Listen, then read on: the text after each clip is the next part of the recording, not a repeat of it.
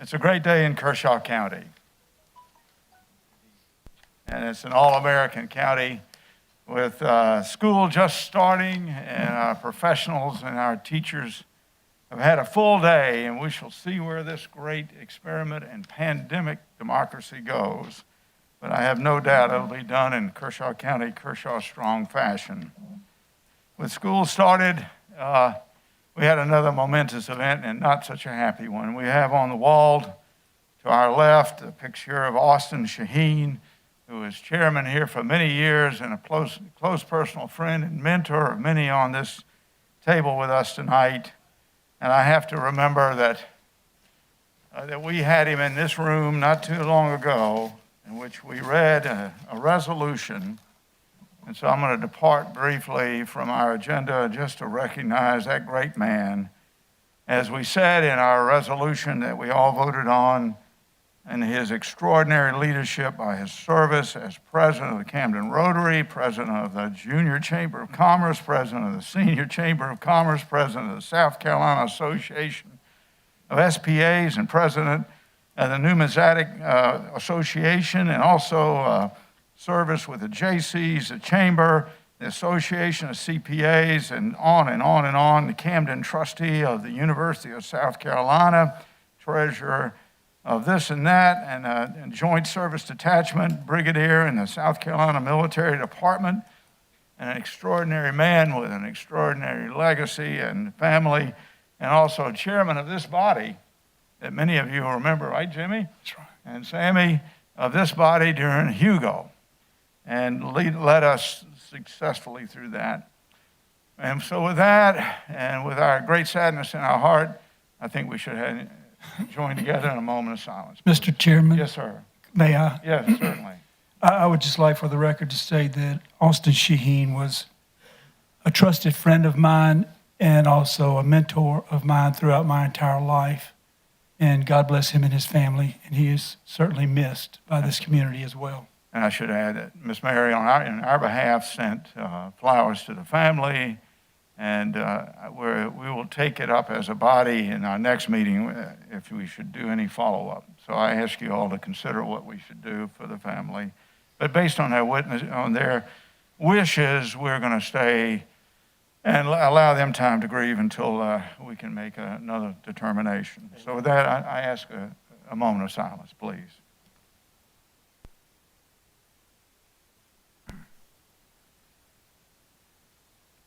Let all the people say amen. Amen. With that, we are called to order. It's an electronic meeting, so we're masked and 6-foot distances and all such things as that. And we also have protocols that we'll entertain during the meeting that allow for electronic interaction. With that, we're called to order, and I ask Councilman David Snodgrass to lead us in the Pledge of Allegiance and in the prayer, please.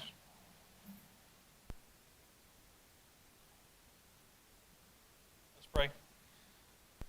Heavenly Father, Lord, we thank you tonight for your faithfulness. We thank you, Lord, for your goodness. And Lord, it is our prayer, Lord, that we work to resemble, Lord, those characteristics, Lord, that you have of faithfulness and goodness and kindness, Father. So, Lord, I pray that as we do the work of this county, Lord, that we echo the words of Solomon, who asked for wisdom and who asked for discernment, Lord, when it was his time to lead. So, Lord, we ask for those things as well in these moments. Lord, we thank you for the nation that we are blessed to live in, and Lord, we thank you for those who have sacrificed, who have given, those who have given the ultimate sacrifice for our freedoms. Be with their families, Lord. Be with our military, Lord, our law enforcement officers, first responders, firemen, Lord, those who wear that uniform, Lord, in our community. Lord, we ask prayers of peace and comfort beyond the Shaheen family in these days. Lord, may they know, Lord, that they are loved in this community. Lord, we give this time to you. We pray this in Jesus' name. All God's people said, Amen. Amen. Amen. Pledge allegiance to the flag of the United States of America and to the republic for which it stands, one nation, under God, indivisible, with liberty and justice for all.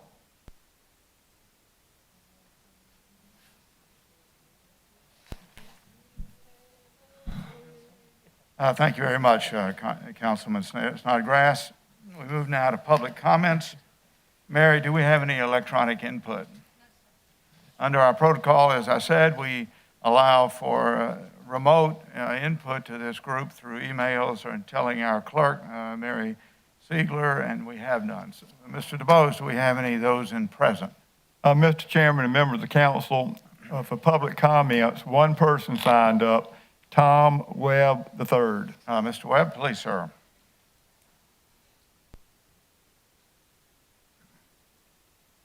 I'll speak about the commercial solar farm ordinance just a little bit. Too many ordinances, no end to it. It looks like it's control of ownership of property, control of people. I just don't see any reason for it. I'll start out by talking about Jonathan Swift, who wrote Gulliver's Travels. I think it's back in the late 1700s. Fantastic stories, interesting to read, but he wrote political and sociological satire, sort of parables and analogies. So he went to this strange country, Gulliver, the character in his stories, Gulliver's Travels, and he camped out. He slept on the ground. When he woke up, he was tied down with ropes, tied down all over him, around here, there, and yonder, really tied down by little people just a few inches tall, and their ropes to him were like threads. I don't remember how the story turned out, but the analogy here is that this may be a way that we lose our American freedom and our American spirit with it, tied down by numerous little ordinances. Here's one, and then that sets the stage for the next, and another, never-ending ordinances with little threads, a strand at a time. So what will happen when the American people wake up? Gulliver got up. I mean, they didn't eat him or anything like that. He went on to travel in other places. And I don't think in the story that he harmed the little people. But what will happen to the American people when they wake up and find out they've been tied down all this time? Will they sort of be so irate as to throw the baby out with the bathwater? Another cliche. It's kind of what the New World Order might want, to irritate the American people to the point that they respond and they go way overboard. It could happen. We're seeing some people now in the news that are doing some things we would never have expected to happen right here in America. It's sort of like the French Revolution here in America. The Jolly Roger, the British like to take a phrase or some words and redo them their own kind of humorous sort of way. So Jolly Roger, of course, was the flag, the skull and crossbones that the pirates used, but it really came from Les Jolly Rouge, the red youth of the French Revolution. And this is what we're seeing in some of the streets now, is the red youth, the revolutionaries, the extremists that they don't even know what they're doing. They're not well educated, but they are apparently easy to fire up, and they're paid to do some of this. So this is drifting into the New World Order. And a lot of people think that that's just conspiracy theory stuff, but the first George Bush president went to college and joined a fraternity, I guess it was, called the Skull and Bones. It was really skull and crossbones, and it's a secret society. A lot of important people have been in it. Of course, he was young then, so you could say, was he one of the Jolly Rouge, one of the Red Youth? Well, he was quite a hero in World War II. In the Navy, I think. There's a lot of heroes back then. People did some wonderful things for our country. But I heard him say when he was president that it was time for a new world order. And him, having lived in that era, knew good and well where those words came from. Those are Hitler's words. New order, or new world order. So what's going on behind the scenes is pretty scary. And I think that eventually we're going to have so many regulations, there won't be any wiggle room left for us people. It's going to be our government that we think of as ours. It's going to be replaced with a government that makes so many rules and regulations that it'll be like a government Bible, thou shalt and thou shalt not. They'll do away with religion. The French Revolution, they They were hard on religious people. The Nazis certainly were, and China certainly is now. They're doing away with a lot of their dissidents and blaming some of that on the COVID virus. So I wanted to say just a little something, just about finished, about the COVID virus. And looking out for at-risk people, I think, is laudable, very laudable. Look out for them. But what about the other 330 million people in this country? They're at risk too. If China thinks we've lost our spirit, our culture, our productivity, our resolve, China could do something really dreadful. And what will we do in return? Will we strike back? Will we capitulate? Will we be under the thumb of China next year, the year after? Things are heating up. Things are happening a lot faster than you thought they would. So I think we need to get back to normal as quick as we can. Should have been months ago, putting people back to work with no restrictions, looking out for the people at risk. But, if I need to wear a mask and somebody else needs to wear a mask, why don't I just let him wear my mask too, and you can wear 2 masks and we'll be even. Just something wrong with all of this. And thank you very much for my opportunity to exercise my freedom to speak in a, so far, fairly free country. Thank you, sir. Mr. DeBose. That concludes the sign-up list. Very good, and that concludes public comments. We move now, in accordance with the agenda, to the adoption of the agenda. It's published on the board and in your packets, gentlemen. Can we have a motion to approve the agenda? Make a motion. Second. Mr. Gardner first, Mr. Tucker second. Any discussion? Seeing there is none, let's move to a vote. All those in favor signify by raising your hand. And it's unanimous, Mary. Let's move forward now with the first item, which is public presentation, recognition of the 2020 Veteran Small Businessman of the Year. I'll introduce that. It requires no vote, but we're going to ask Mr. Gibson and Amy to come forward in a moment. But let me find the notes here. It reads roughly like this. Mr. Gibson is a distinguished member of the community, a savvy and enterprising, successful owner of a small business with part-time employees, and a decorated veteran of the U.S. Navy and assignments all over the globe, in positions of great responsibility for our national defense. He is a virtuoso and the engine of economic civic progress in this great county of Kershaw County.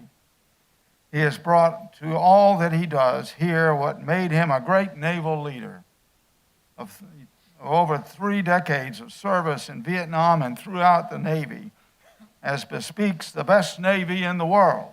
Amen. Oh, gosh, I can't stand it. And as distinguishes him and his family and this county.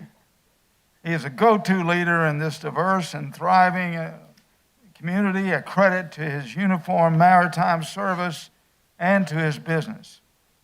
A business that punches above its weight in economic benefit and in support to his county, his church, and a range of social programs. Witness first his business, Fitness Zone, is easily the epitome of a successful full-service fitness business addressing the whole individual in a healthy exercise and lifestyle. His attraction extends beyond the superb equipment and regimes offered into sports events and other community support that touch hundreds of county citizens, even 1 or 2 of our councilmen, right, Mr. Jones? Correct. Likewise, he is an active in Rotary as in past president, chair of reading and dictionary outreach to local schools, sponsor of donations to our school kids. His community support and involvement are unmatched.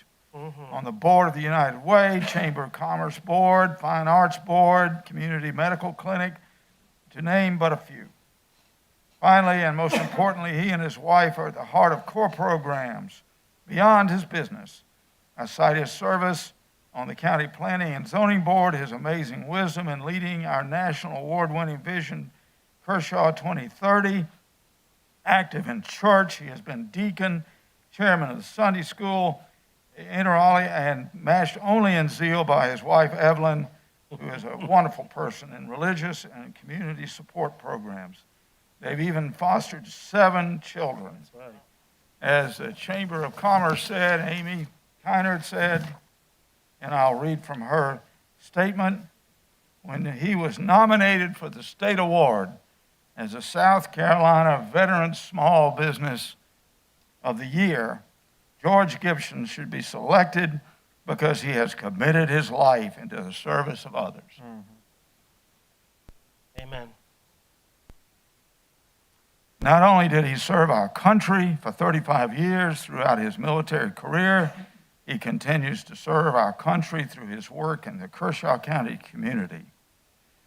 George's life focus has been on wellness of himself, of youth, of the abandoned, of the sick, of business, of the helpless, of everyone, and excluding no one. He is a person who works extremely hard for others, but is also humble. He has made significant contributions to our community over the years, but has remained, as his style, under the radar. Because of his decades of service, the Chamber of Commerce can think of no one more deserving of this award. And I think we all agree. George, would you come up here escorted by Amy Kynard, and let's see that award.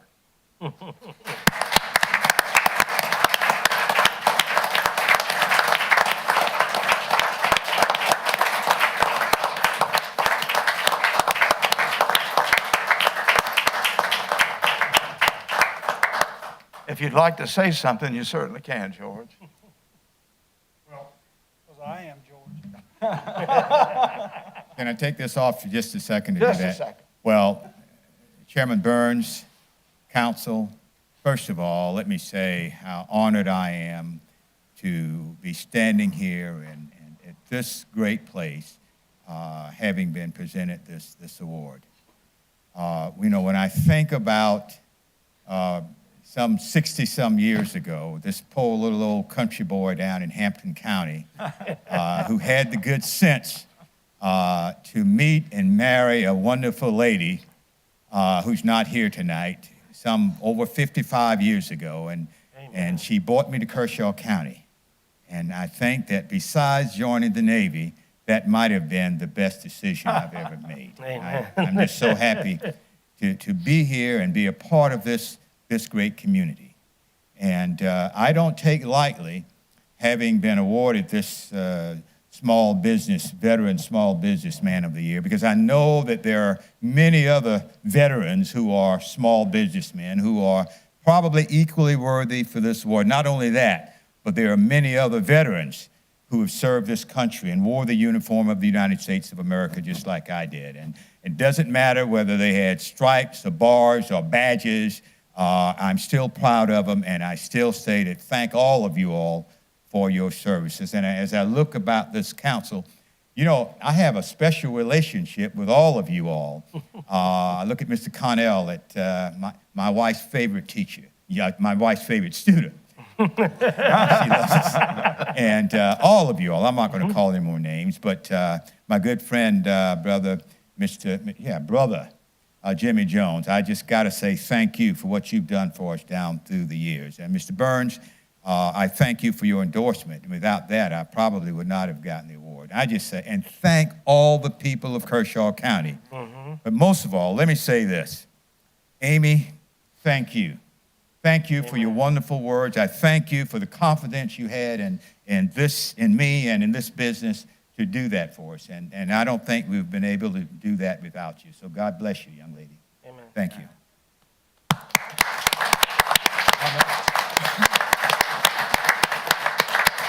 Any comments, Go ahead, Sammy. Sammy? I was going to see if Amy had anything to say or add Amy? to it, since she submitted him up for the award. Thank you so much. I love the opportunity to speak about our award winners, and I'll just make a couple of comments. The first is I want everyone, and I think everyone here might realize this, but I don't know if everyone at home realizes this, but this is a state Small Business Administration award. So George was competing against other veteran small business owners and was selected for this award, so it's a huge honor. I also want to point out that George is the second Kershaw County resident to receive a state SBA award. The first was last year, and that was Catherine Couch with Pink Stable. She won the Young Entrepreneur of the Year award. So I think it goes to show us that we have a lot of talented people in this community, and the chamber will continue to nominate folks, and I expect we will continue to have winners. Amen.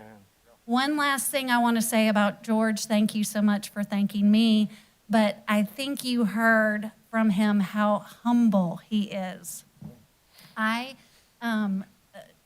asked Katherine Johnson to go with me to ask George if he would allow us to nominate him, because I knew that he was going to say, oh, other people are more deserving, other people should receive this award. But maybe it was the two tag teaming him, but he finally agreed, and obviously he is well deserving. But that's the best thing about George, is how humble and yet so generous he is to this community. So I'm very proud and privileged to have nominated you. So thank you, George. Amen. Mr. Jones, you want to lead off, left to right? I want Sammy to lead off. Sammy, go right I ahead. want to follow Mr. Tucker. Well, first of all, Mr. Gibson, I want to say you served in the best branch in the United States of America. And I say that with all of my heart. Thank you. Thank you for the lovely years that you gave us, but thank you more what you've given since you've left the United States Navy and in this community. I can truly call on you anytime, any place, and you're always a word of wisdom, a word of comfort, a word of integrity and wisdom, and I really appreciate you and your family. You're right, you married up, and I'm glad you came up from Hampton County. We got a lot more to offer you than Hampton County. But may God continue to bless you and your family, and if there's anything that this county or myself personally can do, please don't hesitate to reach out to us. Thank you. Mr. Jones? Thank you, Mr. Chairman. George Gibson and I go back almost 20 years. It's hitting closer to 20 than not. I remember the first time I met George. I walked in the gym. He sucked in his chest when he saw me, and I sucked in mine. We looked at each other, and we started working out together for about 5 or 6 years there. We were, solid with each other. We'd go running down the road, and we got harassed. Randy Bowers pulled up to us one day and said, guys, my speedometer isn't even registering at y'all's speed. Are y'all walking or y'all running? Well, we were running, or we thought we were jogging anyway. George has been a very special friend to me.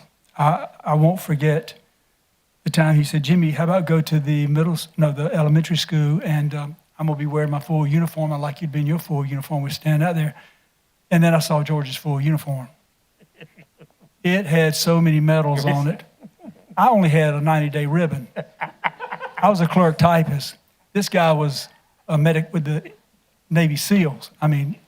So no, I didn't show up that day. And listening to Amy, her kind remarks about George makes me think of how we're so much alike, so humble. And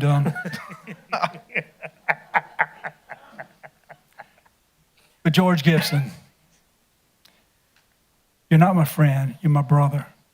And I don't like you, I love you. And I always will. I know that if there's anybody I need, and he's pulled up at my house on Christmas Day and said, hey, you want to go work out? This was in the days you didn't have the 24-hour gym. He said, but you can't tell anybody. Well, I just told the whole county now. But that was also 8 years ago. I could go on and on about stories about us, but George, thank you so much for your friendship, unconditional friendship to me. You've given me some good advice over the years. At least 10% of it I took. And I appreciate you more than you'll ever know, and I love you and your wife very much. And thank you so much, and congratulations for being here and receiving this unprecedented award. Very proud of you and your family. Thank you. Before we go to other comments, let me wish you a happy birthday, George. Oh. Now, are there other comments? How old is he? Mr. Connell, you know, defend yourself in high school? Not at all. Well, happy birthday, first off.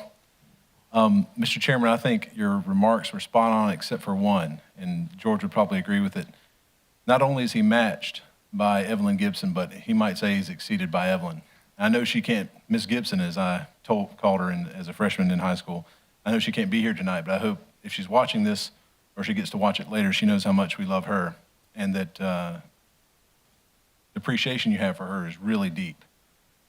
Not only have you all fostered, what was it, 7 or 9, I heard earlier? Seven kids earlier? You fostered a whole slew, hundreds if not thousands of high school kids that went through. Now, ironically, you think George would be the muscle in that situation. It was Miss Gibson. But she snatched me and so many others up as freshmen to set us on a course, hopefully, that's been productive in life. And for that, we're grateful. And you've had so many positive impacts in the community. We single you out for this acclaim, not just because we hope everybody else can do it, but because you have done it. And it's very challenging to do in the world today. But I know that's in part because of your faith in God, which I've seen you cite so many times in the community when you're doing different things, and because of your love for Evelyn. So with that, we say thank you for being a good example. Other comments? All right. I'll close it out by saying we have your bunkmate here too, Daryl Ogburn, who says, when you went to Cuba, you snored too much. Amy, we'd like to invite you all up here so we can take a quick photograph. Would you both bring your award with you there, George? And let's get a quick photograph. And Mary, how much can we bunch in? Maybe not at all. What do you think? Okay. And bring, yeah, absolutely. Bring Catherine up as well. And we can stand up, all right? Stand up, I told him. Thank you. I didn't realize.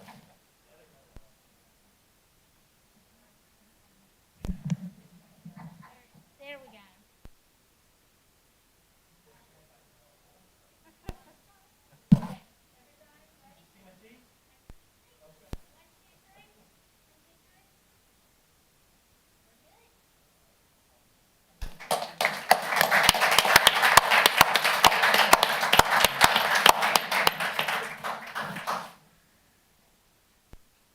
Thank you very much indeed. That was more fun than the law allows. Thank you very much. Back onto agenda items, we move into the minutes. The minutes are at tab A, and for your reference in the electronic version on page 4. Can we have a motion to approve the minutes? So moved. Mr. Gardner, a second. Second. Mr. Tucker, any discussion on the minutes at tab A? I'll be abstaining, Of course, I forgot, Jimmy. Thank you. not being here the All last right, meeting. so we can move to a vote with Mr. Jones abstaining. All those in favor signify by raising your hand. And the minutes are approved as written. We move now to the next item, which is a public hearing regarding an ordinance by Kershaw County to amend Kershaw County Unified Code of Zoning for permitted and conditional uses for large-scale commercial standalone solar energy farms. After the public hearing, a little later on, we'll be taking that up for a vote on the third and final reading. So I'm opening the public hearing for any comments. Mr. Chairman, one person signed up on the sheet, and that's Tom Webb III. Mr. Webb?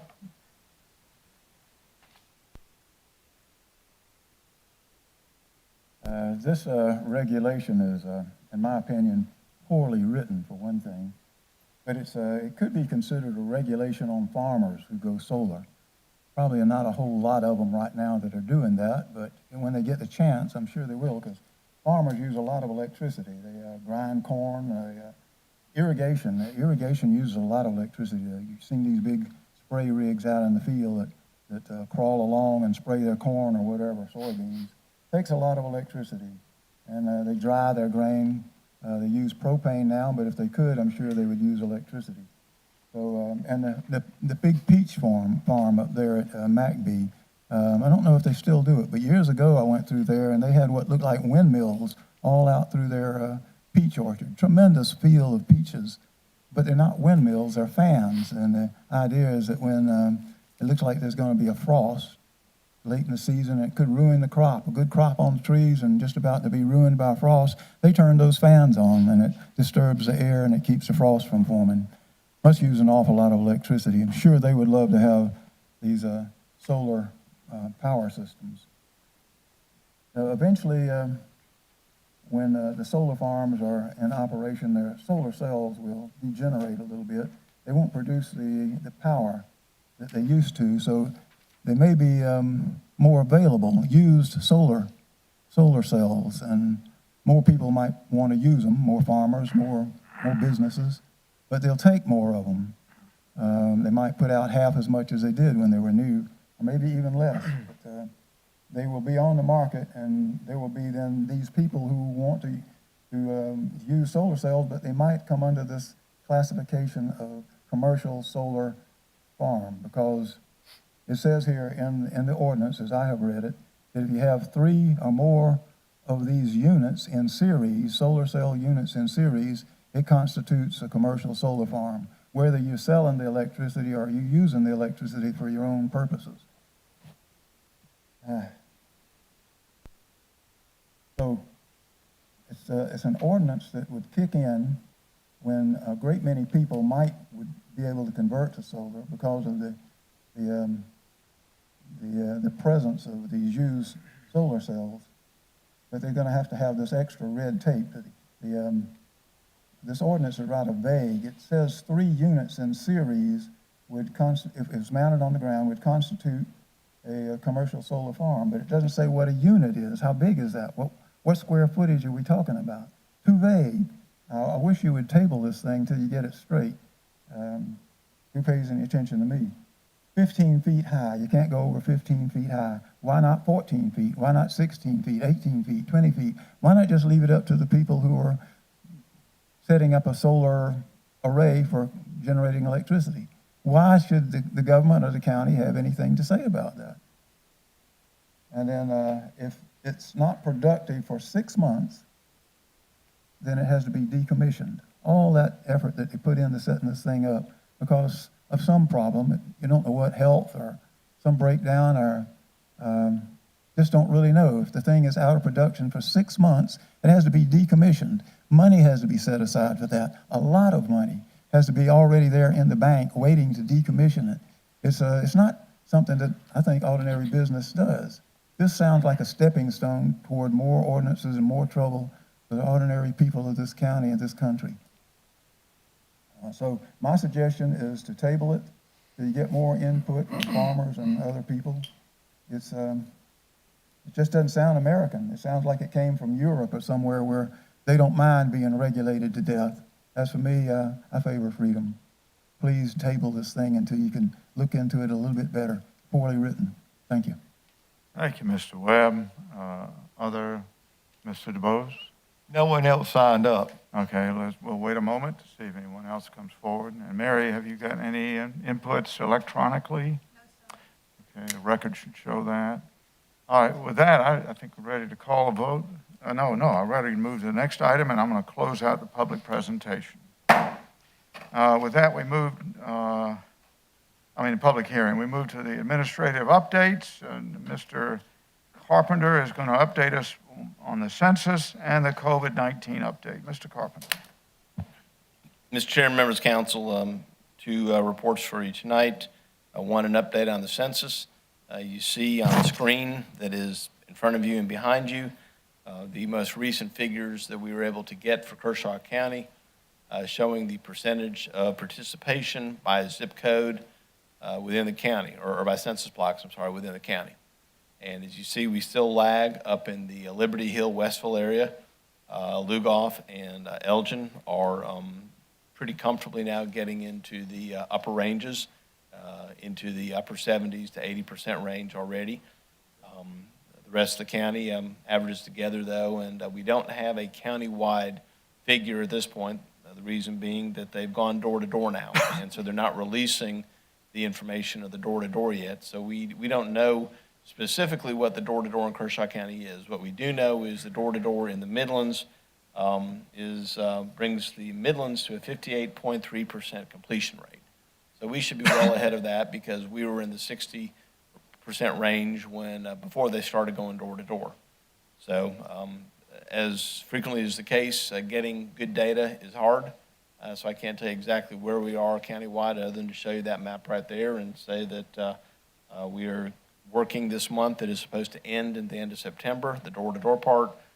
Council members have been, you may recall receiving an email from the Census Bureau encouraging council members to promote it within your districts, within your circles of influence, perhaps even host events in your district as well that would get the word out. Are there any questions on the census? Let's hold up there and talk about census. Any comments? Yeah, Al. Mr. Carper, where are these figures coming from? From the U.S. Census itself, from the federal government. Okay. Mr. Jones? I do have a question, just sort of, you can help me understand here. You know, I think we all saw the CDC report, which showed 94% of COVID-19 deaths in the United States had contributing conditions. I guess my concern is when it talks about the Centers for Disease and Control Prevention releasing new data, which depicts how many Americans who have died from COVID-19, also other contributing conditions. It said, according to the report, only 6% of those deaths were COVID-19 as the only cause mentioned, revealing that 94% of the patients who died from the coronavirus also had other health conditions contributing to it. You know, and then, of course, we saw a report a while back where they were talking about a 92% recovery rate in South Carolina. And I was just wondering, do you have any idea how they calculate these numbers? It just... It's troublesome to some degree, I'll be honest with you. You know, Just hold up. Jimmy, are you talking about COVID right now? Yeah. Well, Can we just finish up Yeah. with the census? Because the census But I know, issue, but this, okay, the only reason I brought that up is because Yeah. the census. we're going to go to the, The okay. number amount of people. Yeah. I'll finish when you get. All right. Other comments on the census? I'll be talking to the Bethune Town Council Thursday night, and they are all up on board with this. I've talked to the Westville community and the Liberty Hill community, which is where we have our holes. And then, of course, Elgin and Lugoff looks like they've grasped this thing. Is there an opportunity, Vic, for us to hit the school board one more time and ask them to come along? What can be done there? we'll be putting out, each week for the rest of this month, putting out information, trying to encourage promotion, PR, social media, doing our best to push people. They can still go online to fill it out, I believe, as well, so they don't have to wait for someone to come to their door to do it. But it is critical as a reminder that we get a very high participation rate because the mechanisms with which the state returns our funds to us through local government is based entirely on the census, as well as federal funds for roads as well. So it's critical that we participate at a strong rate in Kershaw County because we will be losing ground to the coastal counties anyway. We can't afford to lose any more ground because people don't participate. Absolutely. Mr. Tucker. Thank you, Mr. Chairman. Mr. Carpenter, I guess my question was last time again, with cutting off early, how is our numbers compared to this time last year, 10 years ago? We tried to get, and we requested specifics for Kershaw County, and that's just not available to us. We tried. Anybody else that you're in circles with that's concerned about this 30-day cutoff and not being able to even match our funds from 2010? I think everybody's concerned by it. Not much we can do. That was a federal decision made in Washington to cut it off early. They get smarter by the day up there. It is what it is. The state of South Carolina, you've probably seen, is kind of lagging behind the rest of the country in its participation rates as well. Right now, we're statewide at 80.7% total, counting enumeration door-to-door with self-reporting. So I don't know where Kershaw County rates at the moment. All they told us was what the statewide is with it, and it's 80.7, which is behind a whole lot of other states. Yeah. All right, can we move now on to the Yes, sir. COVID?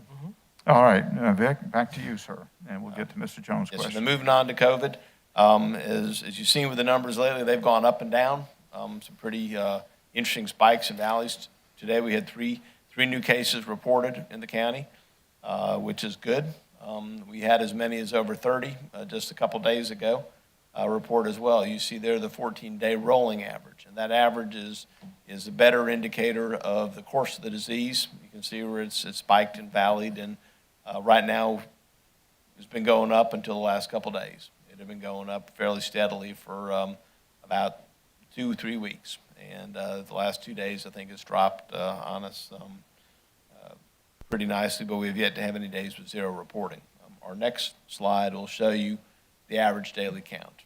And you see that in September we're already ahead of where August was. Hopefully that'll come down if we continue to have days like today with only 3 new cases being reported. Moving on from there, monthly cases again. You can see that we're still well behind July, and hopefully we'll remain behind July, but we've already equaled all of May. I'm sorry, I'm backwards.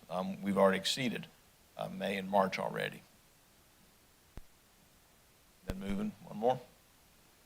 And there's your zip code breakdown, the most recent breakdown that we have. Again, the state doesn't give us historical data by the zip codes, but they do give us daily. So this is where today's total, 14-day total of 175, that's where the breakdown is. Again, 3 main zip codes would be Elgin, Lugoff, and Camden. Is where the majority of the cases in this county are located. Elgin is number 28945. Yes, sir. And then Lugoff is 078.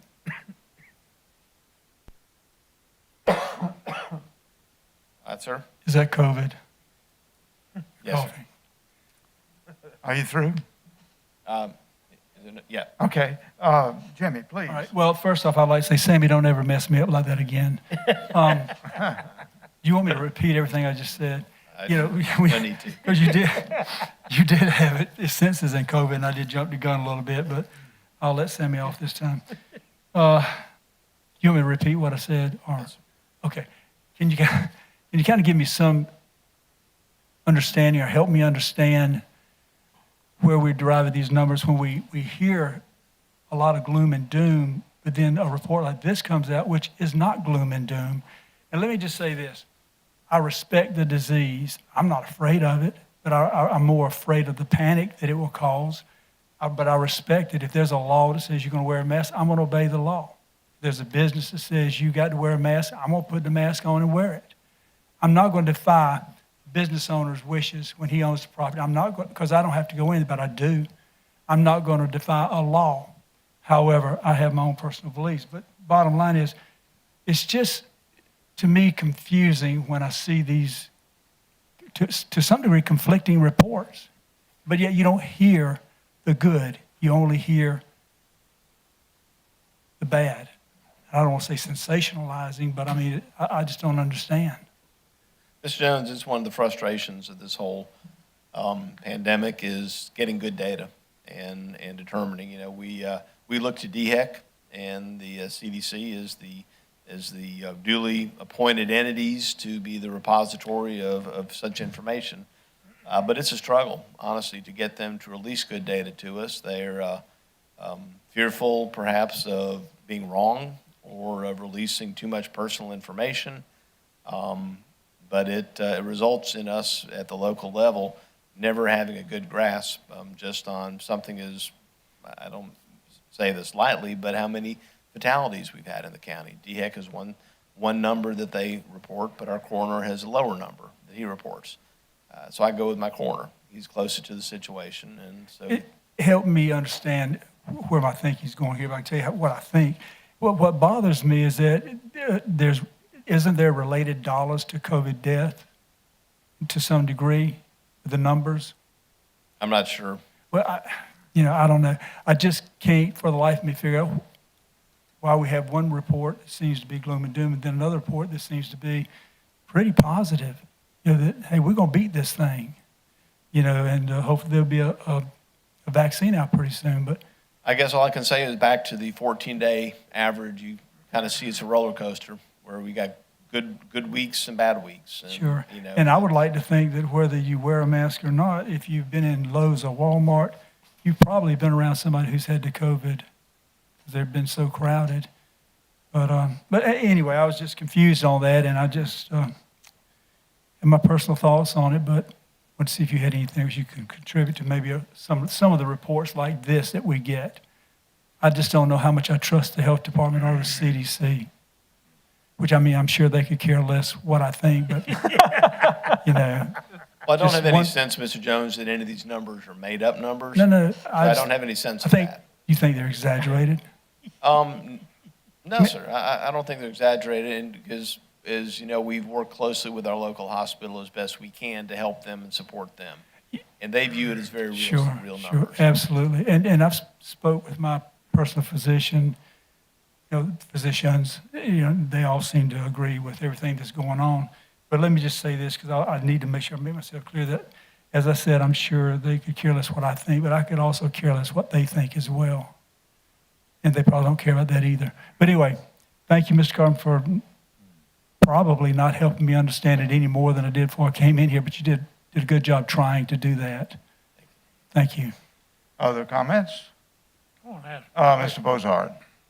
Mr. Carpenter, these people that has died in Kershaw County, has there been autopsy pulled on these people, or These they are, just assume that well, they these died are, from coronavirus because they, the numbers that I share with you are based on the coroner's numbers. So these are individuals that our coroner says have passed from the disease, as opposed to maybe another disease that was resulting in their passing. So I trust him.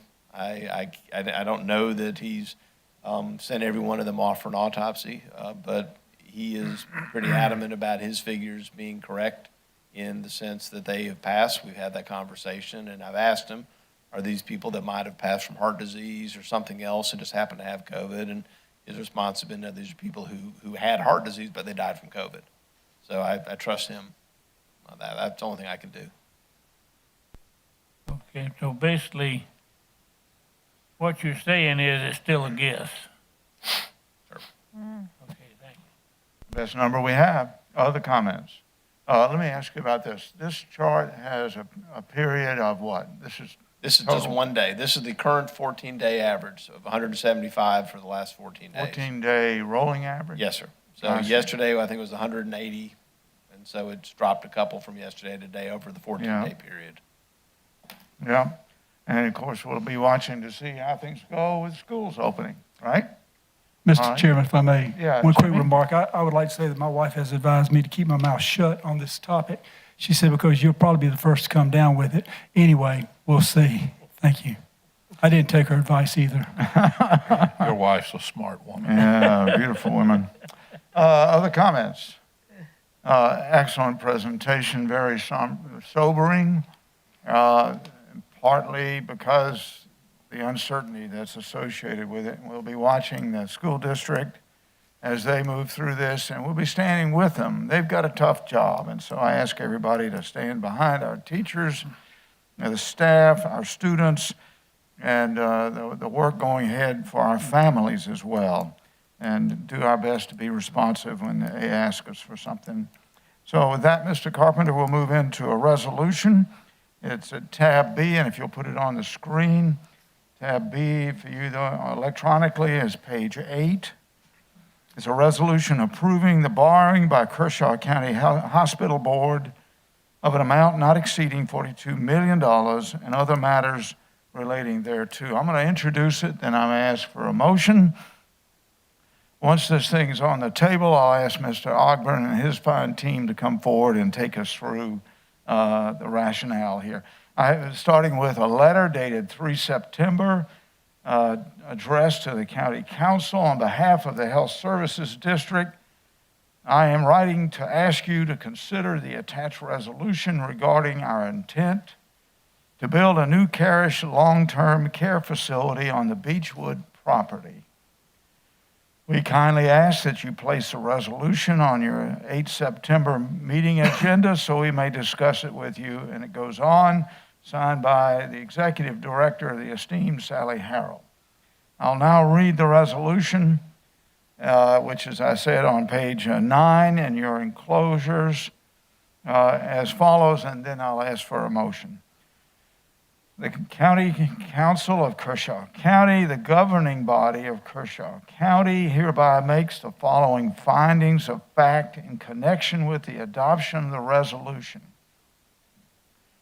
A, the county is a political subdivision created pursuant to the laws of the state of South Carolina, possessing all general powers granted by the Constitution and statutes of the state.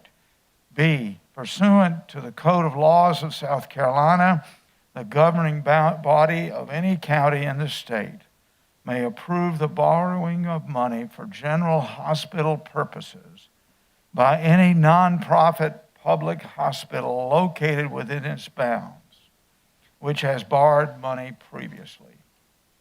Item C, the Kershaw County Hospital Board, created pursuant to the provisions of Act 868, etc., for the year 1954, is the governing body of Kershaw Health, formerly known as the Kershaw County Medical Center, a nonprofit public hospital located within the bounds of the county. Item D, pursuant to the enabling legislation, the board is authorized and empowered to do all matters necessary for the construction, establishment, and maintenance of a public hospital for the benefit of the residents of Kershaw County. Item E, the board has determined to borrow up to an amount not exceeding $42 million to finance the acquisition, construction, and equipping of a long-term care facility planned to encompass approximately 87,690 square feet and serve as a replacement of the current Kershaw Health Carish Wing long-term care, and which is planned to result in the addition of 36 skilled nursing beds for a total of 132 skilled nursing beds in the new facility, otherwise known as the project, and in furtherance of the board's authorized purposes. Therefore, the board has requested the county council approve the borrowing by the board of an amount not exceeding $42 million to defray the cost of the project, to fund any required reserves, and to pay any costs incurred.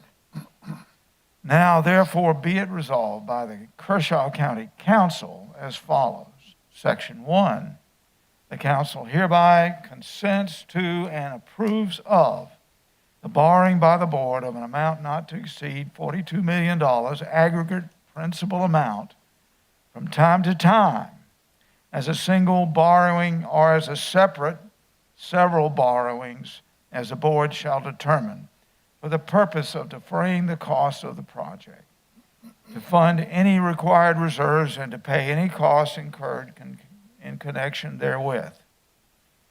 And county council further consents to and approves any and all refinancing, modifications, amendments, or restructurings of such indebtedness as the board may from time to time in its discretion determine to undertake. Section 2.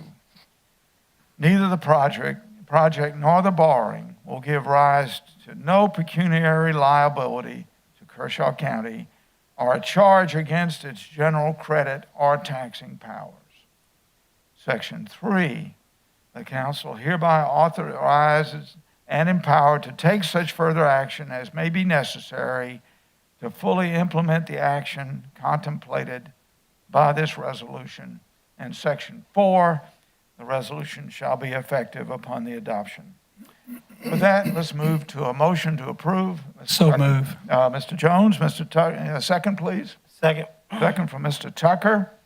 And with that, the item is before us, and I now invite the chairman of the Kershaw Health Services District Board, Mr. Darrell Ogburn. Sir, and congratulations on your election at the Fairfax Board. Thank you. Very much, Mr. Chairman, members of the Kershaw County Council. Before I get started, I want to introduce the folks that I brought with me. Our one and only employee, Miss Sally Harrell.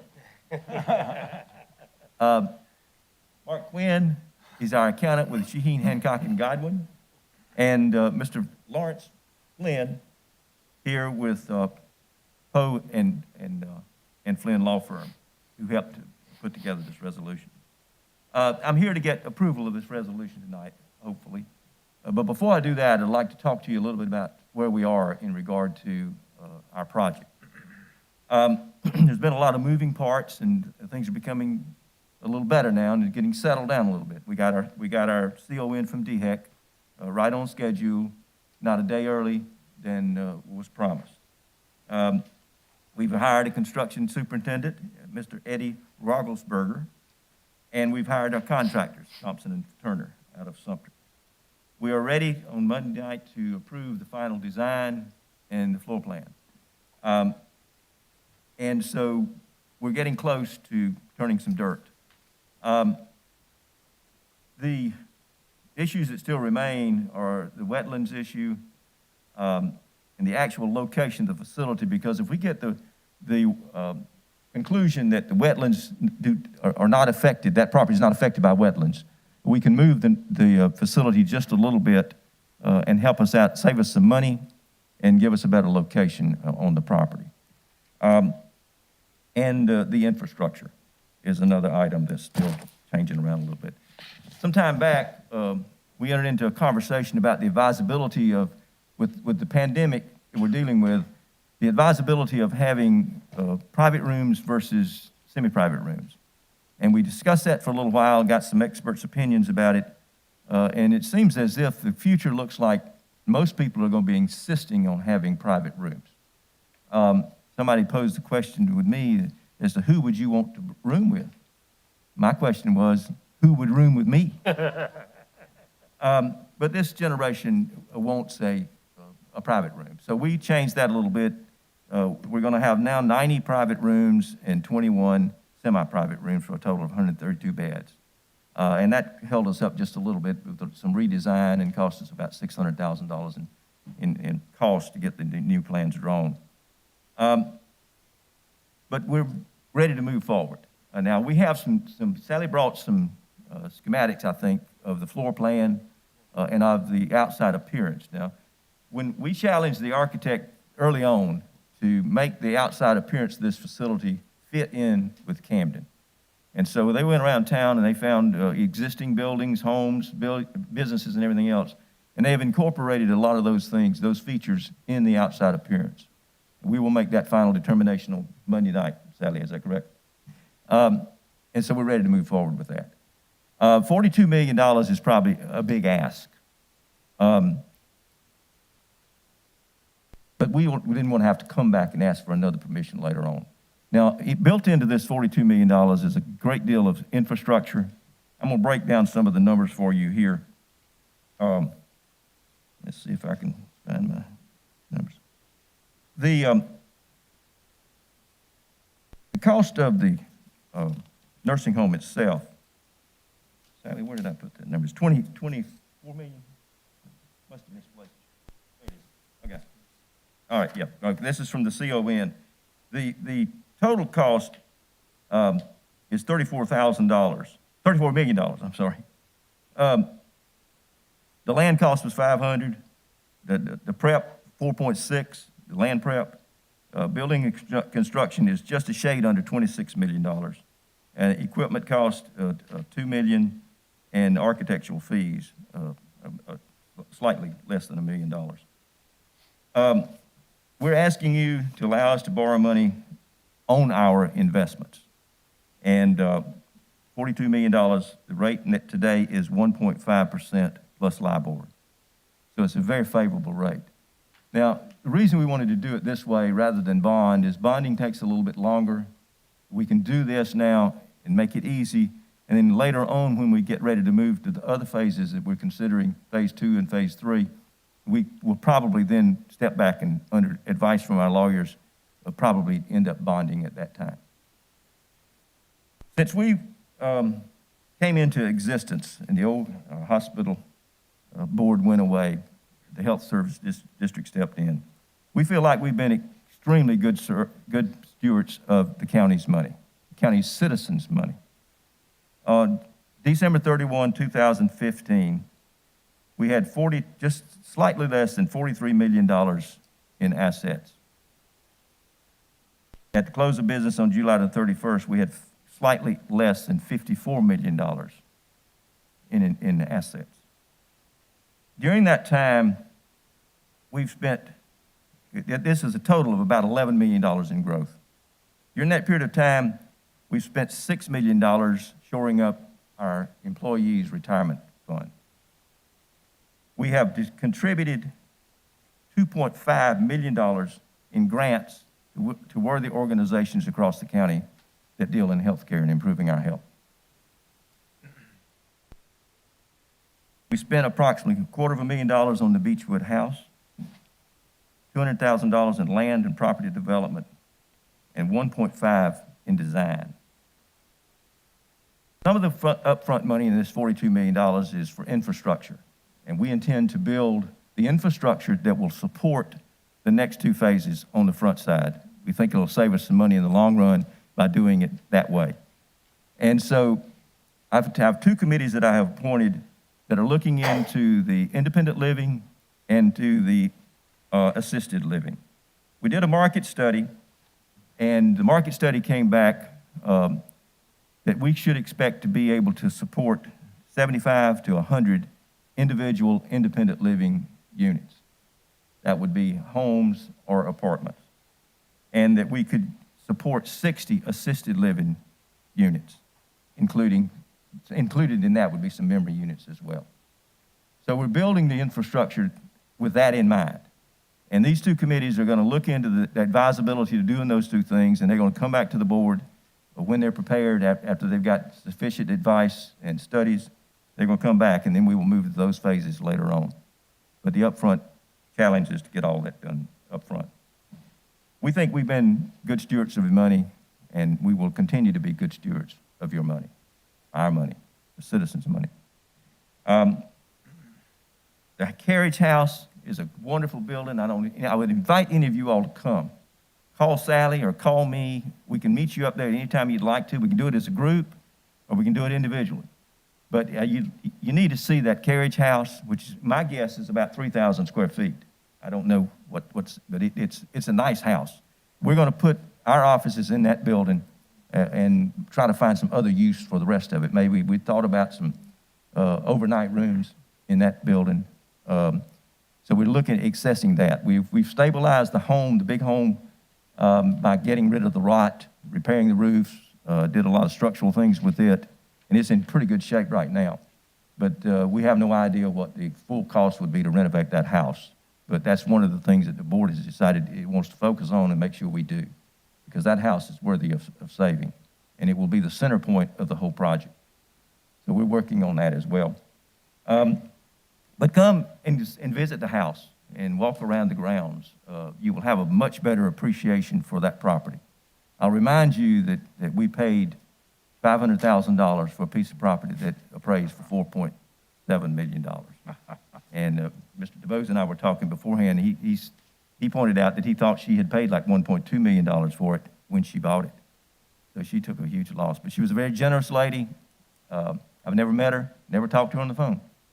But she, Austin Shaheen, talking about him, what a great man he was. And let me just digress. When the old hospital board was going through the problems when our hospital was struggling, I went to see Austin on a regular basis and kept him posted because I knew he was chairman of the county council when I served in politics in this county. And I had a great deal of respect for that man, probably as much as anybody I've ever known. And I kept him in the loop as to what we were doing because I knew he was interested. I knew he loved this county and he loved that hospital.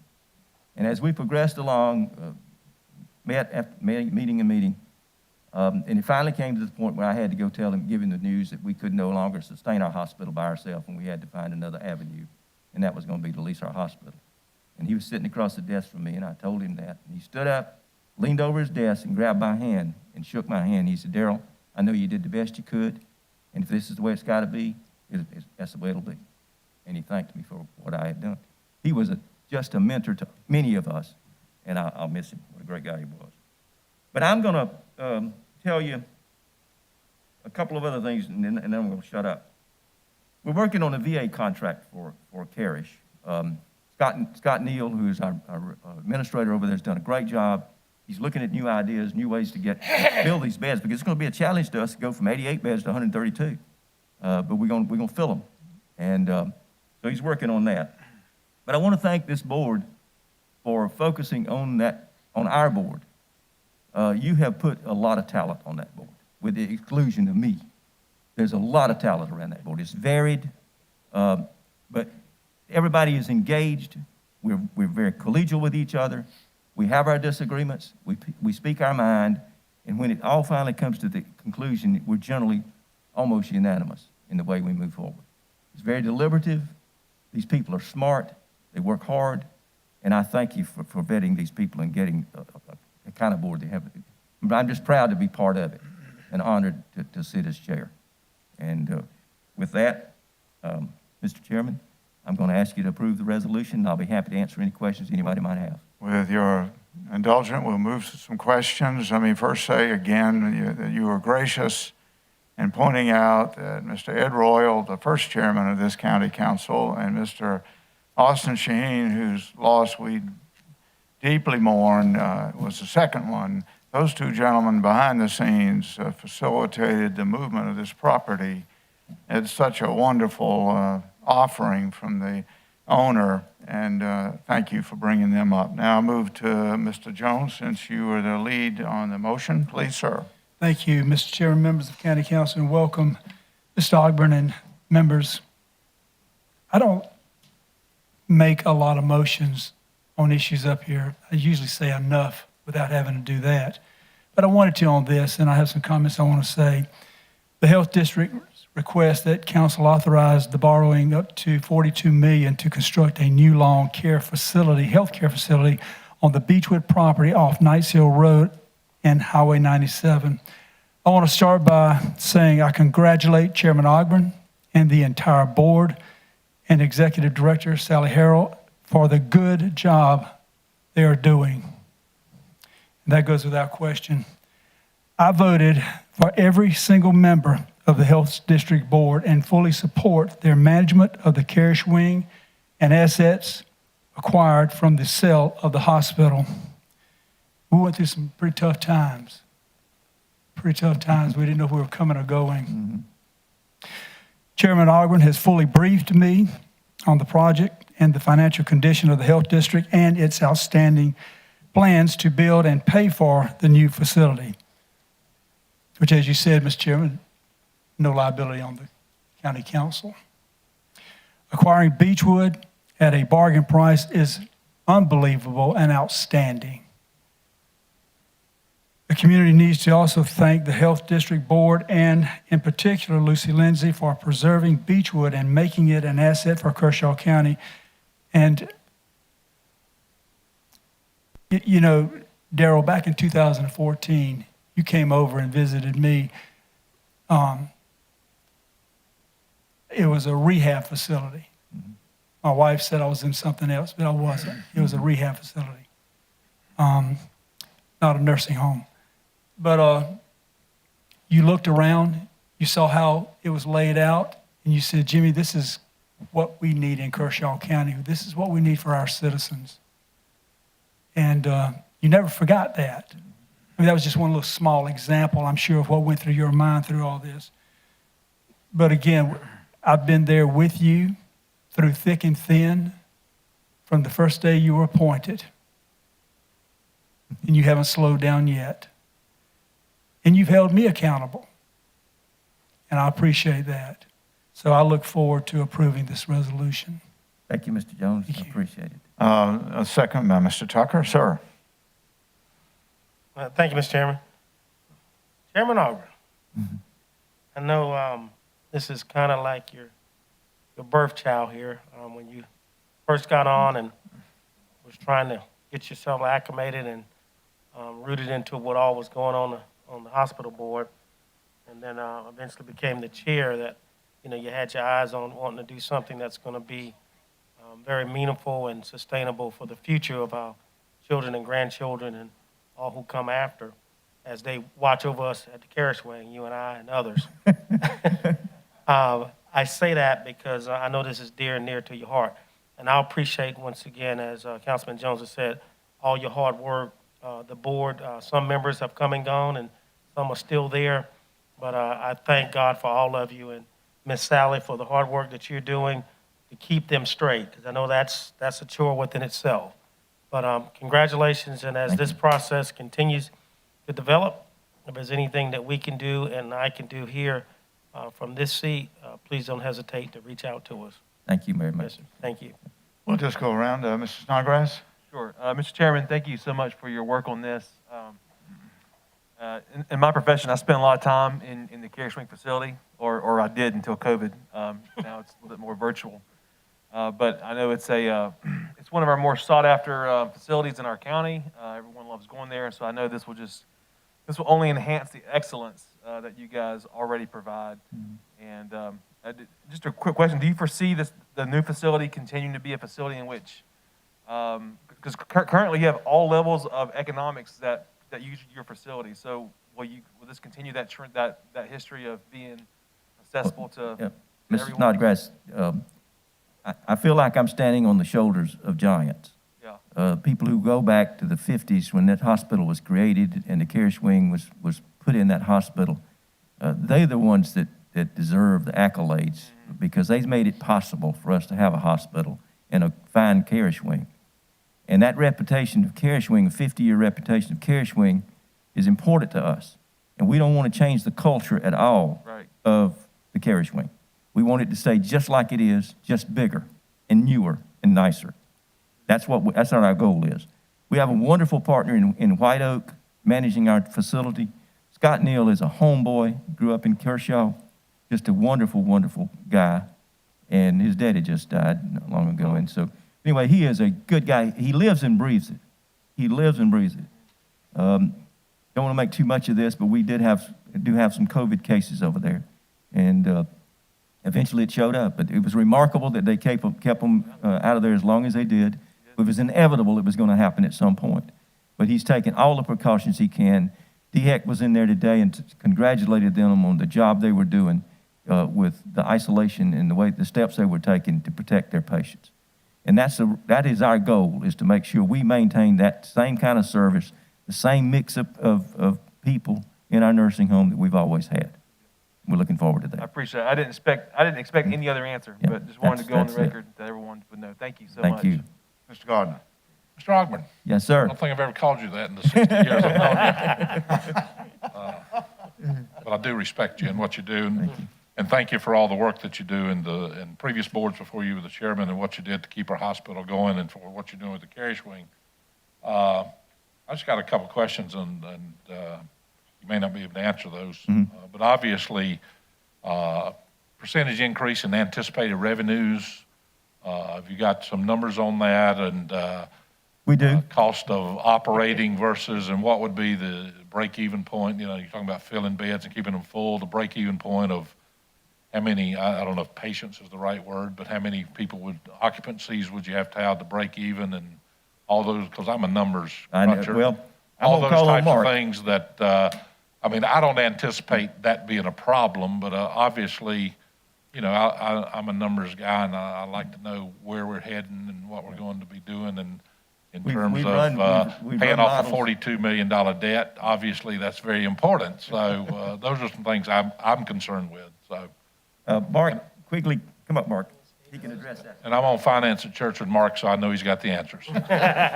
Thank you, Councilman Garner. I appreciate the question. The administration and the management at the Kershaw wing has done an excellent job in projecting out revenues and expenditures over the course not only 3 years, but in upwards of 5 years, given the new scenario of the building as well as covering of the debt.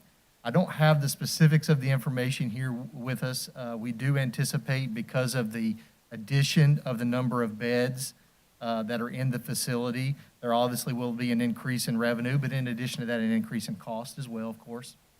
However, the net result is a positive one. We feel like, without question, not only will be able to cover the additional costs and the debt reserve that would be required, but in addition to that, establish reserves and maintain additional income so that we can cover improvements, any necessary equipment changes in the future as we go forward.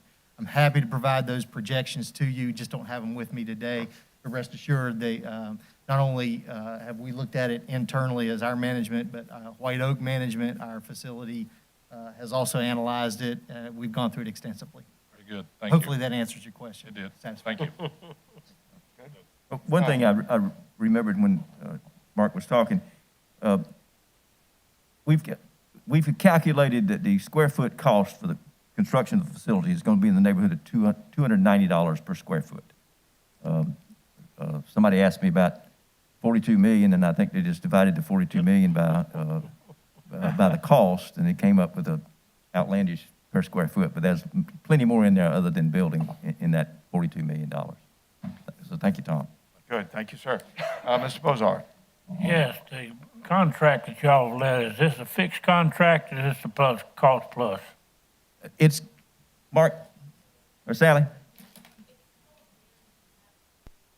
I can't hear. guaranteed maximum price. It's a new, kind of a new concept out there where the contractor himself, if he keeps the cost down, can benefit from that. And we win too.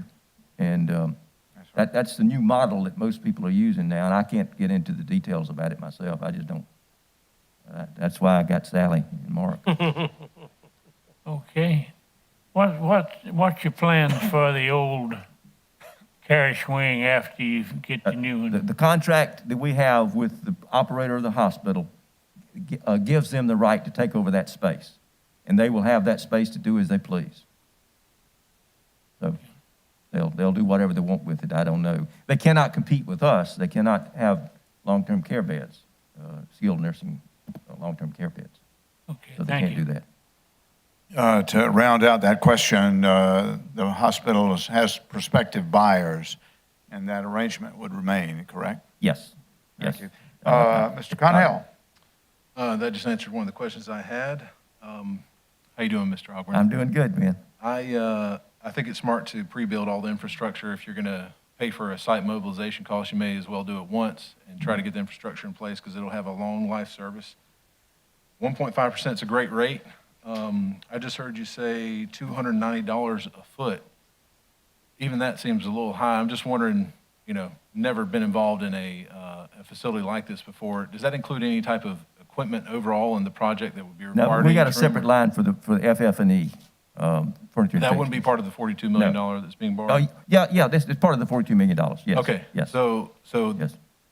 Okay. So we would move a lot of the stuff we've got already into the new facility. And, but there would be some other things we'd have to replace. I couldn't get it down to the weeds too far with that, but it would be some. Of course, we immediately need extra beds because we're adding X numbers of new beds. So. And these aren't just your standard beds. These are, they have to be able to lift down, up, sideways, heat, cool, all kind of, okay.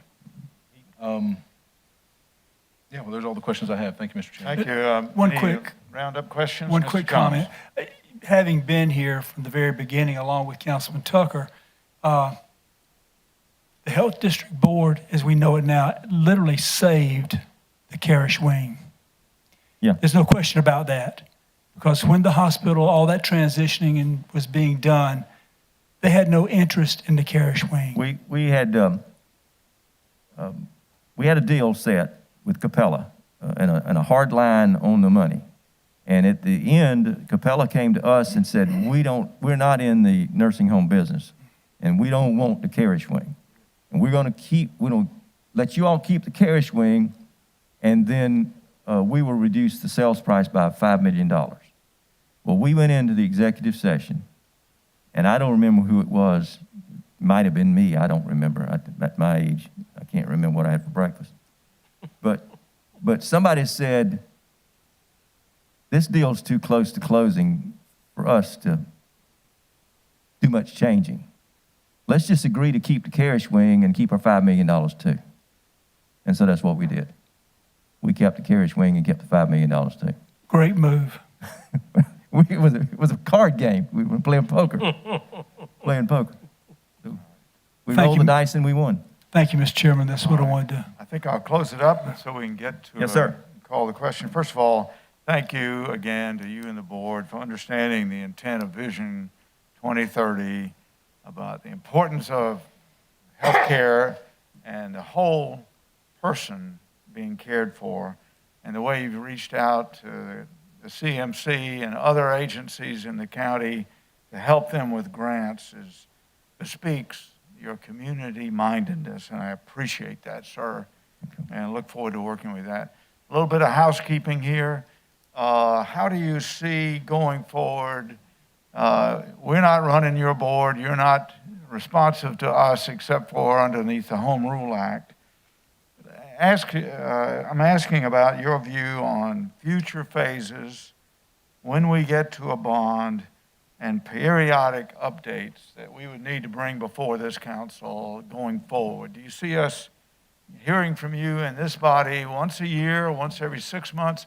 What's a good rhythm? I'm going to answer that question first, Yeah. the last question first. I'll come anytime you want me to. Yeah. You know I'm an old politician and I like to run my mouth. So you invite me when you want me to come and I'll come. If anything comes up on my side that I think you'd like to know about, I'd be happy to come do that too. Yeah. But we're very transparent. We want you to know what we're doing. Our master plan called for X numbers of independent living, X numbers of assisted living in the nursing home. I never was committed to that big of penetration. My personal was never committed to that much penetration up there. I think the market study, which came in with the numbers I gave you earlier, is more in line with what this community can support and what we should do. And I would be reluctant as an entity for us to get out there and get too deep in debt and take too many risks. And I would advocate against that. But this project, on a go-forward basis, I can't tell you how many people have stopped me, called me on the phone, and want to know when that place is going to be ready. They want to sell their house, and they want some other option to go up there. And I've been shocked at some of the people are not old as dirt. A lot of them are fairly young folks. They're just tired of operating their homes. We're going to be very deliberative in what we do, but my goal and my passion is to have a facility that will accommodate folks that are ready to retire and get up there and enjoy the beauty of that property. This is going to transform Dusty Bend, in my opinion. This project is going to really help Dusty Bend. No doubt about it, and your passion. And those who own property and real estate up there. But let me return to my question here. Yes, sir. Do you see yourself coming in here every 6 months for this group or on some other periodic? Let's do it quarterly for 2021 because there's going to be a lot going on up there in that period of time. And but you guys are all right with that then? We'll Good. I'll come in the middle of the quarter, February, and then roll it Okay, through good. We'll see you in February then. Okay. But again, this is yours to run, and I think the county now understands this is not a tax bill to the county, and it's not our role as a board to run your operation. But what I really appreciate is the professional way you keep us informed. Thank you. Let me ask you Can I one have more one question. question, please? All right, let me finish. One more question, and you and I have talked about it, but I'd like for you to just express it to everyone, your view on the nurse situation and how schools in South Carolina and maybe Kershaw County can help you. Can you talk about that? Our biggest concern that we have, and that is coming from Scott Neal, is he's concerned about being able to have adequate staff to grow our numbers from 88 beds to 132. And we've met with Central Carolina and got very little support from them in regard to implementing the program they had in place before. I've got some folks working on it right now. Katie Canny is kind of taking the lead on that, and I've promised Scott Neal that we'd have something in place to train RNs and CNAs when we got ready to open that facility. Yeah. We got to get something, a feeder program locally to be able to do that. And I would just encourage our councilman here that maybe in your passing with Mr. Napper to pass that along. That's your former board member. Yes, sir. Yeah. Back to you, Mr. Bozard. You had a last minute question? Yes. I know you got a lot going on, but y'all have a projected start date and finish date? Not yet. It looks like February maybe for groundbreaking right now, but we got to get a few other things in place. The holdup is the wetlands. the Congress passed a bill in June that the Corps of Engineers believe takes us out of any consideration for wetlands. And, but they have to go through the process of tearing up our request and giving us a letter that says you don't have a wetlands issue. When that happens, we get the project situated, we get the actual cost, we get our retention pond put in place, and all the pieces begin to fall in place. Okay, So thank you. once we get that done, that's the next major obstacle right now. I'm ready to call the question unless you have any closing Yes, sir. remarks, sir. Thank you. And with that, I move to a vote. All those in favor signify by raising your hand. And it's unanimous, and thank you, Darrell. You can go home and say hello to your wife for me, would you? Thank you very much, and congratulations. The next item is a series of ordinances. First one is item number 1, third reading of an ordinance, tab C. For your information electronically, it's on page 11 from Mr. Ernest Wood, and it's up. The diagram is up on the screen. Can you take us through this, Mr. Carpenter? Mr. Chairman, members of council, you have before of you tonight for third reading a rezoning request to rezone approximately 1 acre of land from its current zoning of RD1 to RD2. It has previously passed this council and is in front of you on third reading. Very good. Can we have a motion to approve? So made. Mr. Bozard, a second? Second. From Mr. Tucker. Very good. Any discussion? Yes, thank you. We passed this on first, we passed this on second. His daughter and his son and he are all here tonight, and they came to me and asked me to help them with it, and that's what we're doing, and I asked that this thing be approved, finished it up so they can get him a new home. Thank you. Yes. Further discussion? Mr. Chairman, if you may. Yeah, Mr. Tucker. Thank you. I just want to say to the Wood family and the Hudson family that I expect to see something built before Christmas. Let Santa Claus come to Pops. So we can get in before the weather turns cold. And I really want to say thank you for your patience during the COVID-19 times, because I know this has really delayed this project. But there's nothing we can do with things that go on that's beyond our control as this pandemic. But thank you for your patience and your deeply belief in what we do here and hanging in with the system. Thank you. Good. Other comments? Very good. Let's move immediately to a vote so they can get home for supper. All those in favor signify by raising your hand. And it's passed unanimously on the third reading. Thank you very much. And I wish you a safe journey home. Good to see you. Move to item number 2, a third reading of an ordinance to amend the code. It's at tab D, and it's on page 28 and also up on your screen. Mr. Carpenter, can you introduce it? Mr. Chairman, members of council, you have in front of you tonight for third reading an ordinance by Kershaw County to amend the Kershaw County Unified Code of Zoning and Land Development Regulations, the ZLDR. Currently, Kershaw County zoning and land development regulations do not address large-scale commercial standalone solar farms. Without that language, they must be treated as utilities, electric generation facilities. This is a request that has been brought to us by the solar companies so that they could develop such facilities in Kershaw County. It has passed the Planning Commission and has passed County Council on the first 2 readings. Very good. With that, can we have a motion to approve, please? So move. That's you, Mrs. Snodgrass. A second? Second from Mr. Bozard. With that, we move to discussion. Mr. Snodgrass, do you want to lead? Sure. Mr. Carpenter, just a few questions as we begin to wrap this thing up. What's the, does this speak largely to commercial solar development? Is that correct? Yes, sir. Large scale. Large scale. So John Q., private citizen who wants to put a solar panel on his roof or on her roof, this is different. This is different, correct? That is correct. Okay. Or the concern that we heard earlier, a private farmer who owns a lot of land who wants to put a couple panels out, is it? And it would not affect agricultural uses. It would not affect personal uses for generation of your own facility. It's only commercial, selling it on the open market. This is only commercial. Yes, sir. All right, that's what I assumed, and I wanted to make sure that we are communicating that. I think this is a good thing, council members. I'm looking forward to Kershaw County leading the state in solar energy. This is exciting. Very good. Mr. Bozard? Yes. Just to clarify a few points, Mr. Carpenter, Mr. Webb touched on some of these, and another citizen came to him. In fact, they brought me this sheet. They was asking me what is on down at about the 3/4 the way down the first page of that, where it says large-scale commercial standalone solar energy farm. And then it goes on to say a series of 3 or more ground-mounted solar collectors. They asked me what was that mean, and I couldn't tell them. What is 3 or more solar-mounted collectors? We've got Mike Conley here, and we've got Mr. DeBose who helped put this together. Mike, come on forward, please. Yeah, we go on to define those just under that.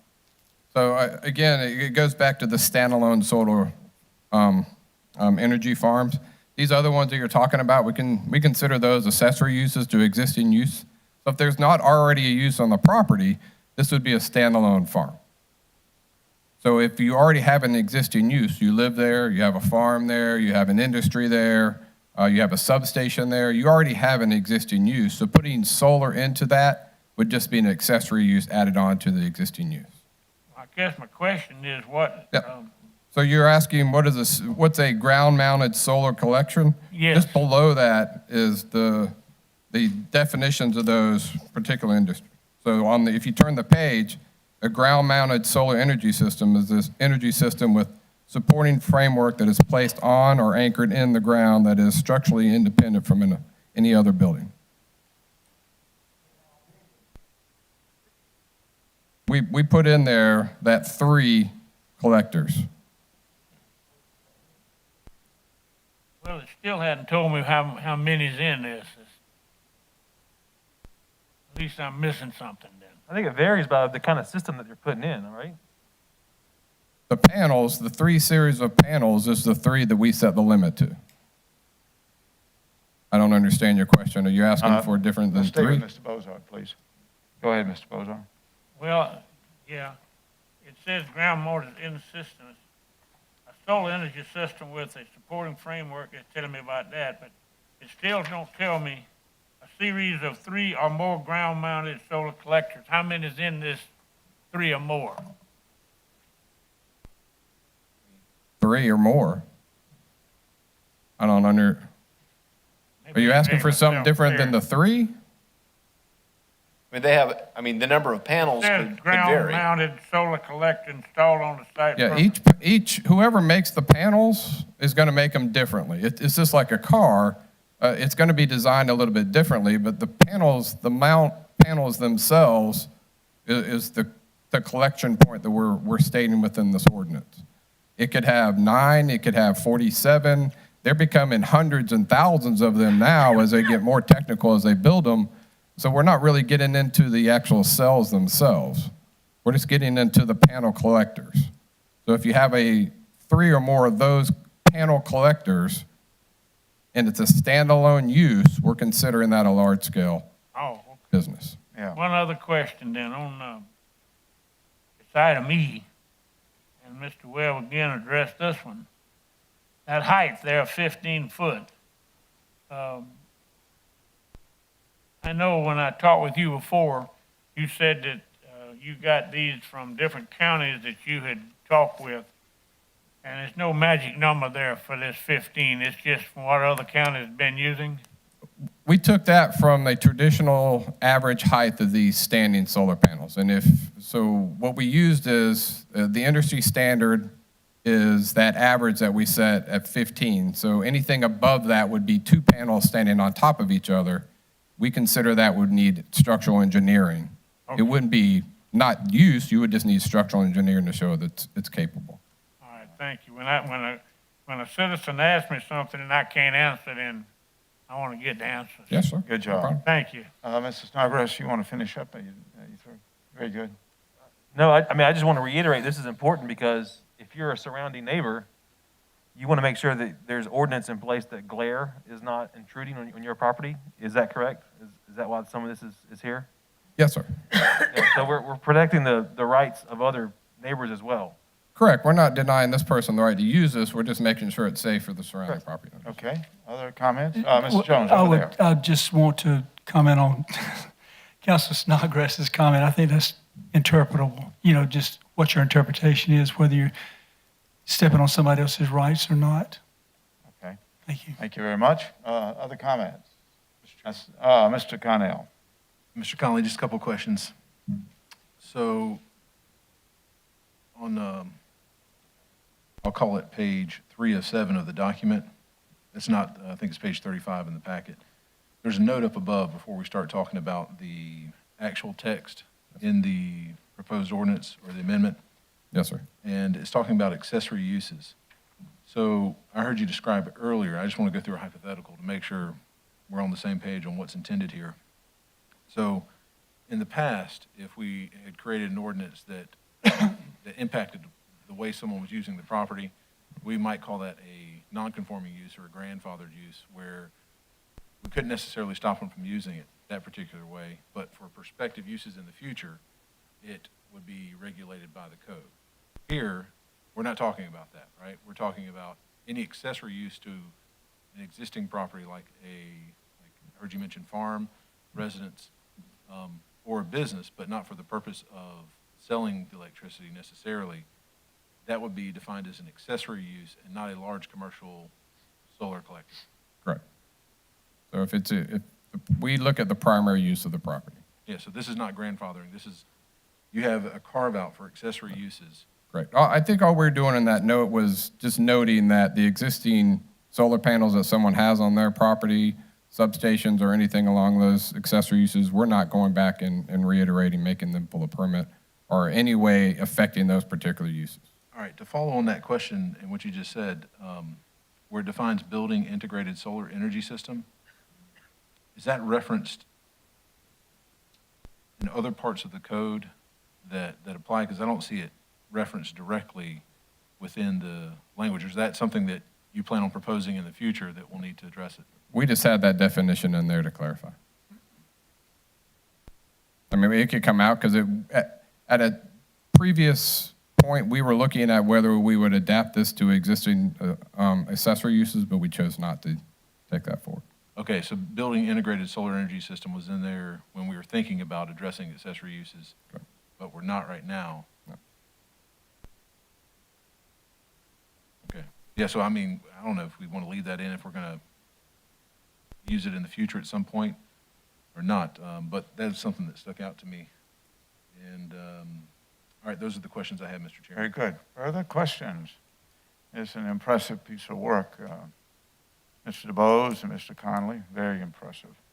A very technical area, and I think you did it with complete view of taking care of property rights and advancing economic development, which is, I think, a perfect segue.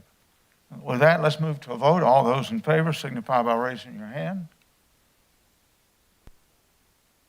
We have Mr. Bozard, Mr. Burns, Mr. Gardner, Mr. Tucker, and Mr. Snodgrass. Those opposed, Mr. Connell and Mr. Jones, and it passes. And we'll move now to the next items on the second reading, item 3, which is at tab E, and on page 40 in your electronic book, which is a second reading of an ordinance for Mr. Wayne Keith Galloway. Mr. Carpenter, can you take us through it? Mr. Chairman, members of council, you have in front of you tonight for second reading a rezoning request for approximately 20 acres of land that is located on Bishopville Highway. Currently, it's zoned at RD1. The proposed zoning is RD2. I neglected to mention it's up on the board. Can we have a motion to approve the second reading?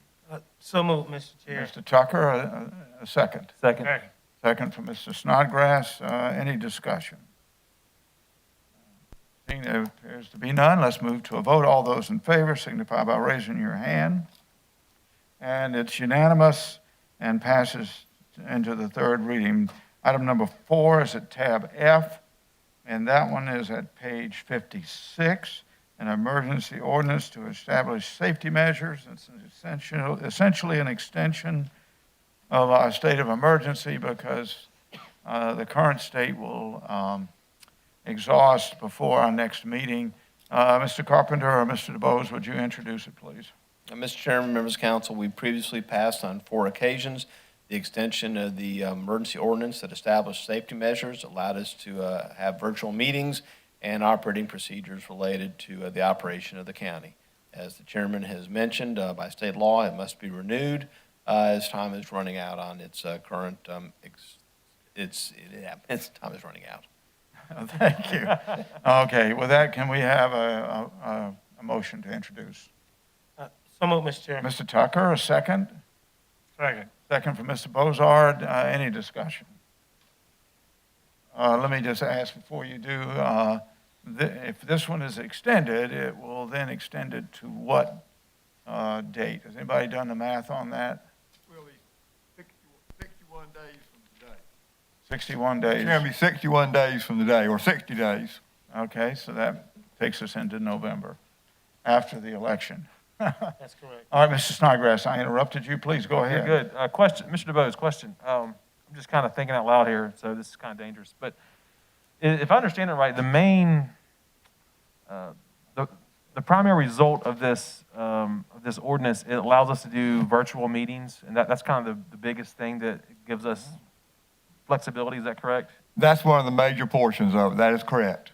Is there nothing within home rule that could just allow us as a county just to establish that that's something that we can do just as a part of just regular basis? I mean, just thinking out loud here.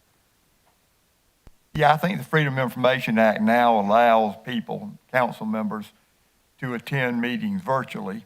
I'll just say that if you have to, as an attorney, Mr. Connell, you take things to the extreme. And so if you take that concept to the extreme, would you want everybody here to be able to do it virtually? I mean, in other words, everybody? Again, I was just thinking out loud. So what I'm saying, yes, I think you can, but there might be some logical limits to it. Gotcha. Depends on the day and what we're voting on. Yeah. But yeah, if you have a streaming, taken to its logical extreme, you could have a Zoom meeting and no one would actually be here at all. Courthouse, government center would be closed. All right, thank you. Anything further? Other comments? Okay, very good. With that, we'll move to a vote. All those in favor so signify, raising your hand. And we have Mr. Connell, Mr. Bozard, Mr. Burns, Mr. Gardner, Mr. Tucker, and Mr. Snodgrass. Opposed is Mr. Jones, and the motion passes. And we carry on to the next item, which is an item of new business. Airport Commission, wait a minute, did I miss something here?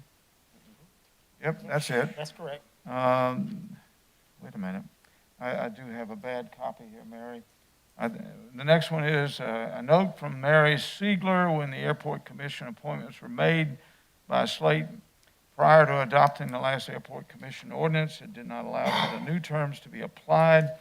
I'm requesting council to stagger the terms as shown on the board, or am I out of sequence here? No, that's correct. That's what we're doing. Okay, so what's on the board here? Okay, well, it's not up on the board. All right, very good. That's at page 58 or tab G. Is that correct? That's correct. Yep, I do have a bad copy here somehow. So with that, let's have a motion to approve. Make a motion to approve, Mr. Chairman. Mr. Tucker, a second. Second. Second from Mr. Gardner. Any discussion, or should we first hear from Mary? Mary, do you want to just say something real quick?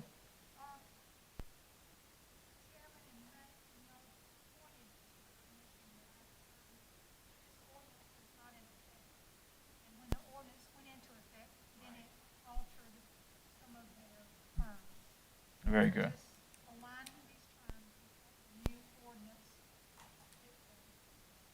Very good. All right. Mr. Chairman, that's the new ordinance that's up on the Okay, that's map. the ordinance. So that's the actual ordinance you've already approved. Yeah, thank you. Yes. I misunderstood. Right. Now That's I'm the one tracking. Danny worked on for us. Thank you very much. Other discussion? Mr. Bozard. Mary, are you going to stagger these, or you want us to do it, or? These are staggered. That's what it shows These there. dates are Not my dates ain't there. Oh, I'm sorry. Okay. Yeah, I'm sorry. I looked at everything but the last one. Okay, yes, thank you. And Chris Anderson agrees with these, Mary, and everything. And so the chairman agrees. Mr. Jones. I'd just like to take a moment to say, thank you, Mary Ziegler, for the fine job you do and putting up with us. Okay, thank you. Thank you. Other comments? Very good. With that, we move to a vote. All those in favor, so signify. And that's unanimous, Mary. We move on to the next item, which is at page 63. I think it's up on the board. Mr. Carpenter is going to introduce some economic development improvements. Sir. Mr. Chairman, members of council, you have in front of you for approval tonight results of a bid. As you recall, we have been working on the Governor's Hill site. We began by building the infrastructure of roads and signage on the interior of the property.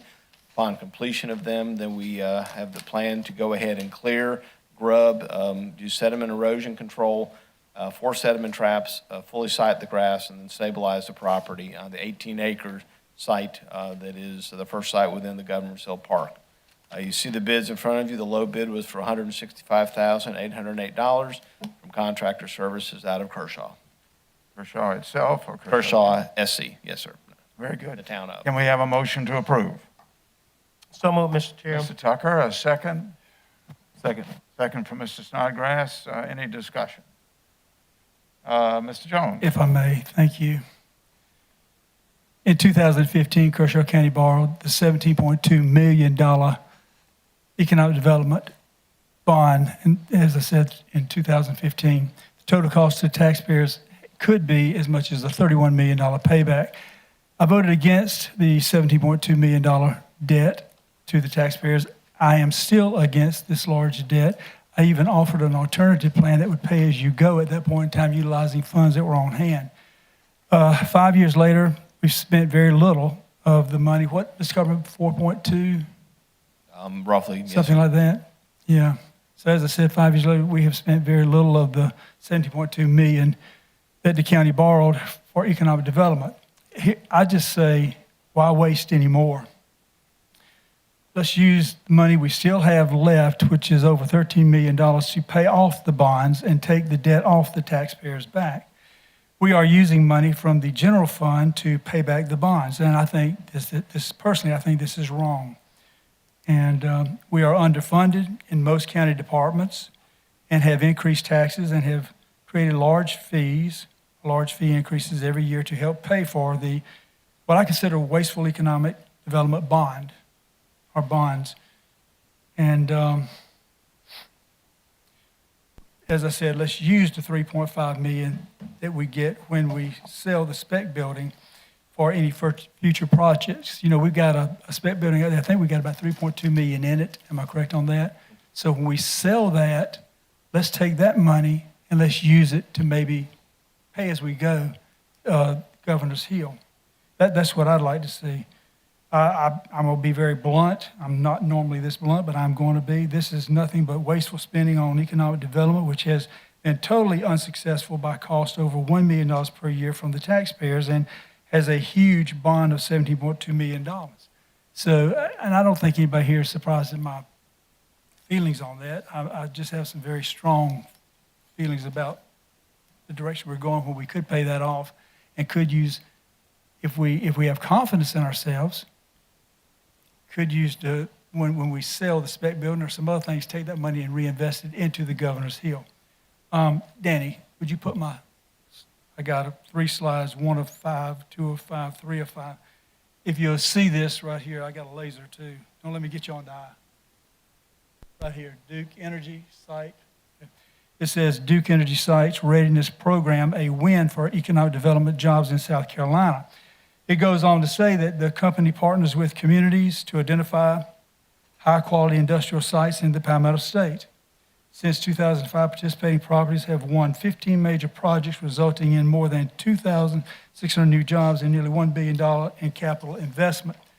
And it moves on to say that Duke Energy has selected 4 properties in South Carolina for participating in its 2019 Site Readiness Program to enhance the readiness of sites for businesses and industrial development. It even says Duke Energy identifies high potential sites and partners with county officials and local economic development professionals to develop a strategy for getting the site fully ready to market to industrial projects. The sites, the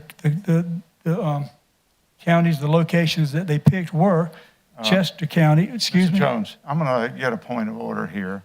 Does this relate to? Yes, I'd like to understand how this relates to the vote we're about to make. because we're about to ask for a $160,000 expenditure, and I'm explaining my position as to why I object to it. And I don't think a point of order is, Well, I make order. those rulings, but I would like to understand why you think this relates. well, can I finish? Well, let's see. How does this relate to where this is going, Mr. Jones? Mr., I really can't believe you'd even ask that question, Well, Mr. we're Burns, going back to because- 2015. I would like to Yes, sir, understand. but we're using money from a bond that we borrowed in 2015, and if So, we're using money that we borrowed, excuse me, sir, excuse me, if we're using money that we borrowed in 2015 right now, I think I have a right to go back and talk about when that bond was enacted, and also talk about some of the things that have gone on in economic development within Kershaw County. Well, I think we it's would all like- relevant. I will make the point of order here, but if you can bring it to the point that we're about to vote on, I would appreciate it. Thank you. Thank you, sir. Thank you very much. I will finish in its entirety. But anyway, and I was almost through anyway. But anyway, as I said, Duke Energy highly, and I don't understand, let me say this, I don't understand why this council would not want to hear this. This is very valid information. But anyway, no comments yet. Please wait till I finish.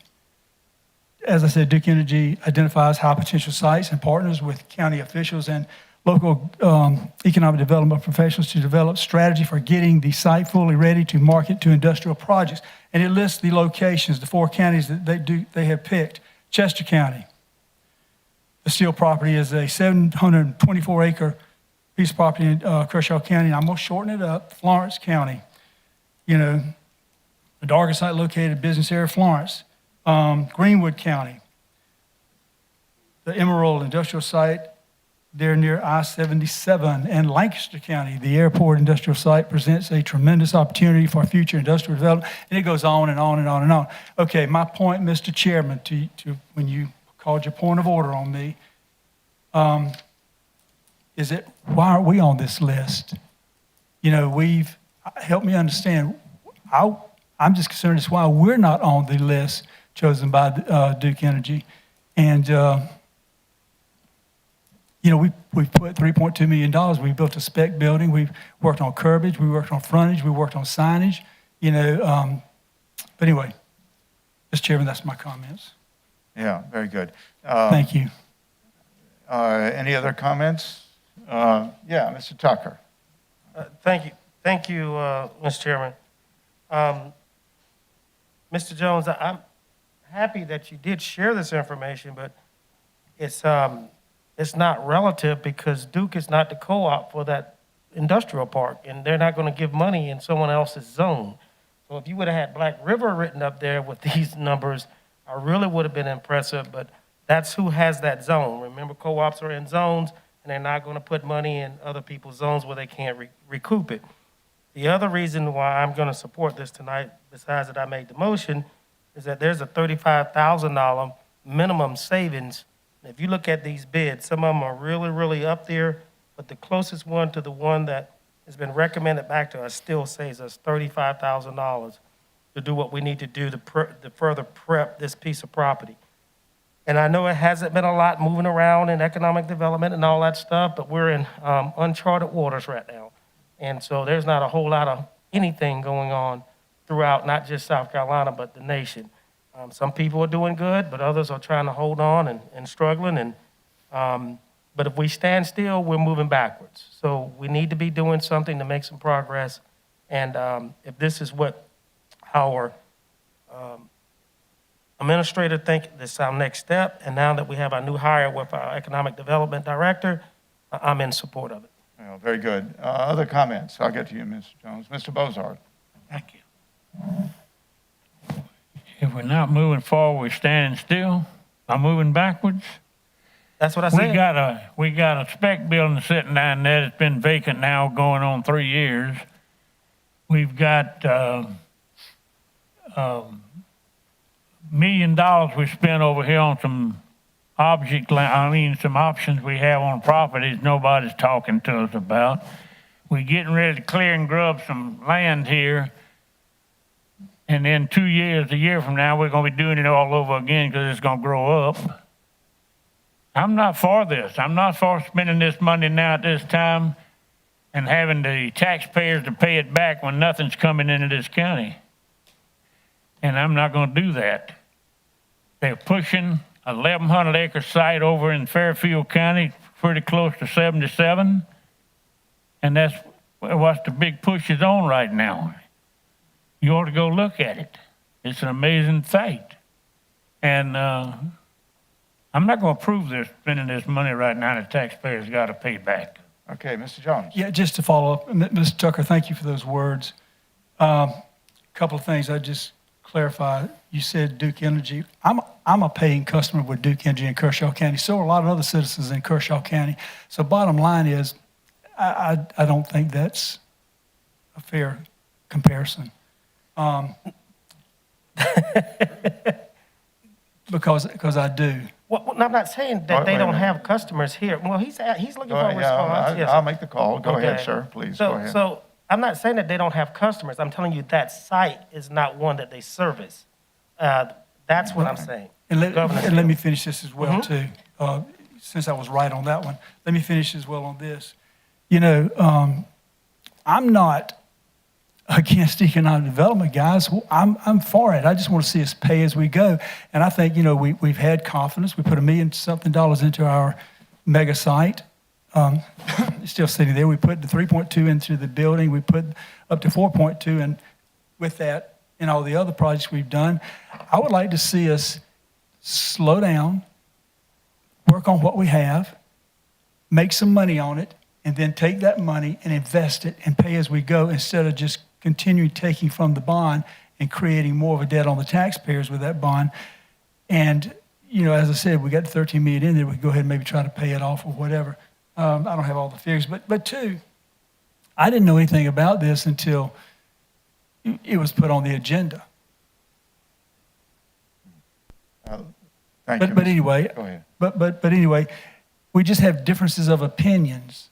And I think everything I said tonight is relevant to where we're trying to go here tonight. Thank you. Very good. Mr. Carpenter, was this a part of the original plan? Yes, sir. So when we voted on it in 2016, this project was a part of that total Yes, sir. budget? Very good. And the bulk of the resources to pay for the bond are coming from what fund? Economic development is putting funds from their funds, and then millage, not general fund millage. How about philo? Yes, sir, the economic development funds are philo. So yes, Okay. sir. So philo funds are paying for the bulk of this. Yes, sir. Were any taxes paying for this? No, general fund, no, sir. Okay, so the idea that taxes are paying for this is incorrect. The idea that Duke would have any part of this is incorrect. This is a Black River Road co-op, and we've received funds from Black River Road. Is that correct? Yes, sir, they've given us several hundreds of thousands of Okay, dollars. so the point made here that co-ops should be helping us is in fact already exactly what's happening. The fact that this is a part of a plan that we voted on 4 years ago is only now being done because of the development of the road is the reason it's here tonight. So it's all very logical. It's all in the plan that was voted on in 2016. Other comments? Yes, sir. I'd like to ask a question. Yeah, go ahead. Anyway, so the plan that was voted on in 2015, 7 years ago, stated that we would do this tonight. Not specifically tonight, but yes, sir, this is part of it, was to build the road. It would be a Yes, sir. There would be a site graded, and then ultimately a spec building correct, was. but it didn't give any certain timeline. Yes, sir. Okay, so to say that we're moving in that direction, we may be moving in that direction, but there's no specific timeline on when we had to do it. Correct. Because if it was where we slowed down on the spending for the last 4 or 5 years, you know, we would have been in compliant. Correct. Yes, Correct? sir. Okay, I just No wanted- timeline for the expenditures. Correct. So, okay. All right. We're moving along with what the majority of council wants to do. Correct? Yes, sir. Thank you. Okay, Mr. Snodgrass has his hand up first. Sure. Mr. Carpenter, a couple of questions. In the last few years, how many times has the county come under budget in spending in recent years? Every year. Every year? Yes, sir. So that's with paying on the debt service of this bond, is that correct? Yes, sir. Okay, and so this is, So I'm trying to draw a logical conclusion that within investing in our economic development product, we've been able to continue to be good financial stewards of the taxpayers' money. Would you say that's a fair I assessment? believe that to be the case, yes, sir. Okay. Would you say that taking on this new debt is within our budget for us to continue to be fiscally conservative as we have been the last few years? The budgets have been built with that taken into Wait a account. minute. Yes, sir. The question you had was, Mr. Carpenter, just to cap it, he said, is this new debt? Is it? And I'm interpreting new debt meaning the bond itself that we're making payments on. Not a new debt. Yeah, I'm sorry, yeah. It is new debt. Yes. But we're tapping into our credit line more. Yes, sir, all of our budgets are built with that already is one of the assumptions, yes, sir. How many times have we shown our properties recently, just with our? Well, I mean, we've got a variety of properties. We've had about 3 showings of the spec building in the last 4 months, I'd say 4 or 5 months. In the economic development world, that's pretty significant. It's not as good as we'd like. Sure. You know, but certainly it's, yeah, I mean, I can't tell you what the number of showings is for other places, whether that's average or not. But there's been interest in Governor's Hill. Yes, correct? sir. Yes, we've shown that probably twice in the last year and a half. But that was prior to having any kind of improvements to it. Gotcha. That was kind of the purpose of this, and the plan was Governor's Hill was a piece of land at the farthest exit, and it had no infrastructure, it had no improvements.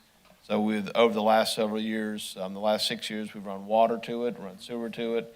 We now have a road system into it, and then this will give us a site that is cleared, grubbed, and ready for a building to be built on it. At that point, we're probably done with what we can do for Governor's Hill. Thank you.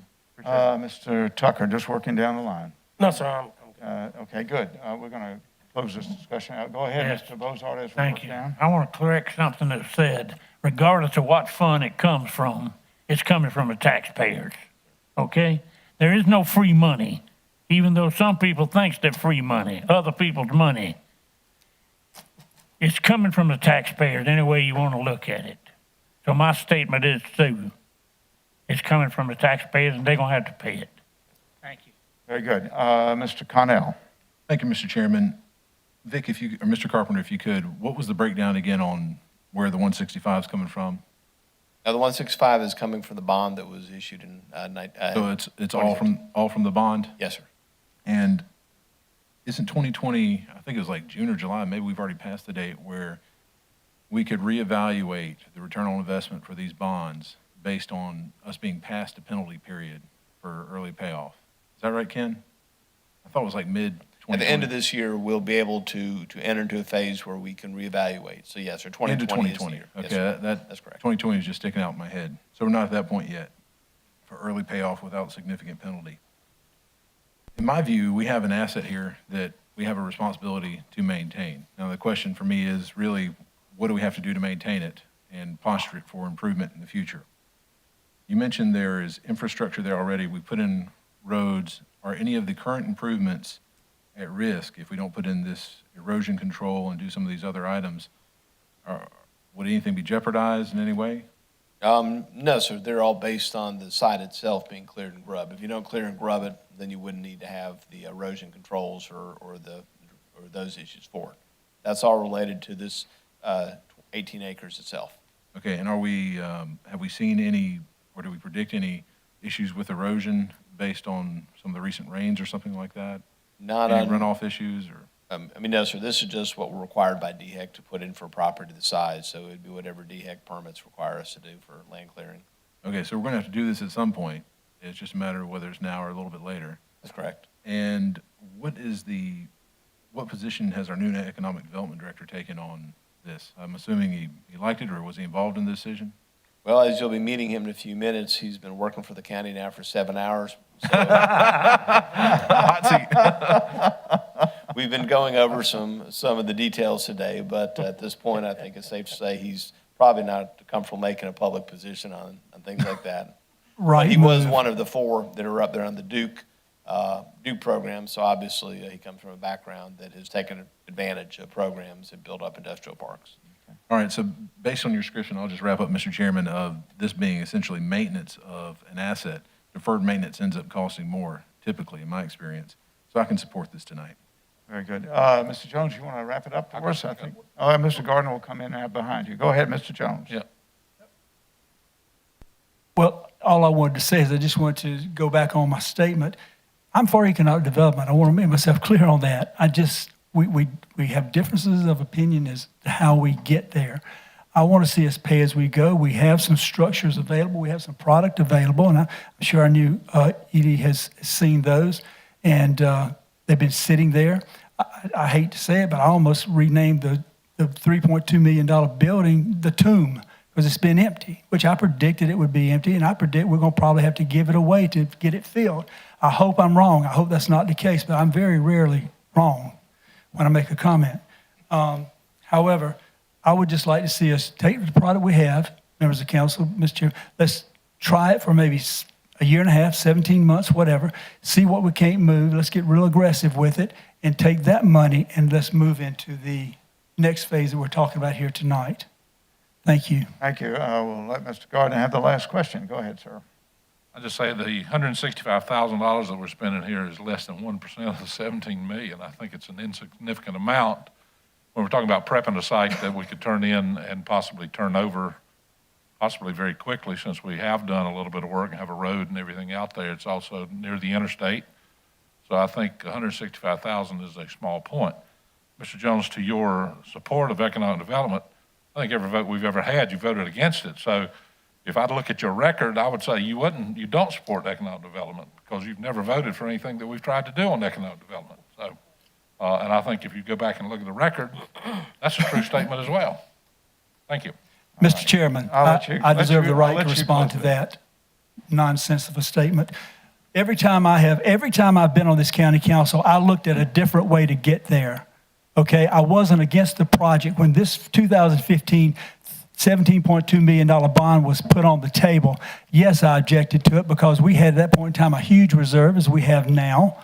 And I said, let's take $4.2 million out of that reserve fund. Let's go ahead and red flag the priority projects we want to do, even maybe a virtual spec, laying a pad, building a spec building, which I didn't like because I've seen us lose money on every one we've had.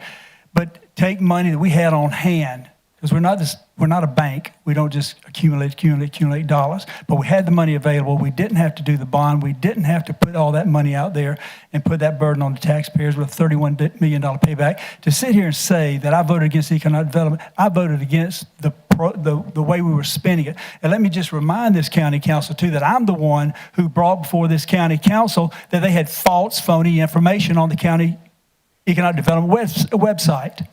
I'm the one who said, hey, guys, did you know that we have some companies up there that are confidential?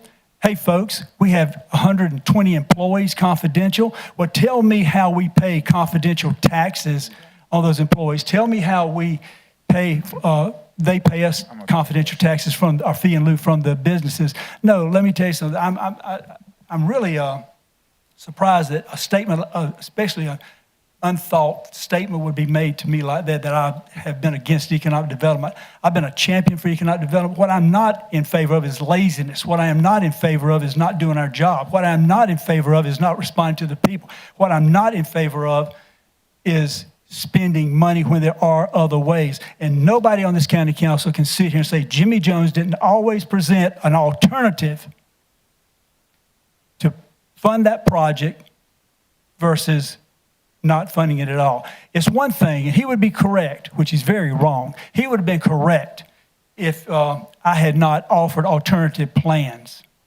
There's people sitting on this county council now that supported that plan that I presented way back then, or at least they told me they did, before they were on county council. Because it was a good, solid plan back in 2015. And I worked very hard. I put in more time on that, I'm sure, than some of these council members put in on voting and raising their hand for the $70.2 million bond. That's probably about all they did. Read it. Yeah, we'll do it. We'll spend it. We've got this magic safe in the sky. We've got this secret combination we can pour, and all the taxpayers' dollars just pour out. It bothers me that I sit here and I'm accused of that. It bothers me that I sit here and I try to give a point of reference as to my feelings, and there's a point of order called on me. It's almost like you want to silence me. You don't want me to say anything. Well, no, let me tell you something. I'm very much in economic development, but I'm also looking at it to what I consider a very sensible approach. And I welcome the new Economic Development Director.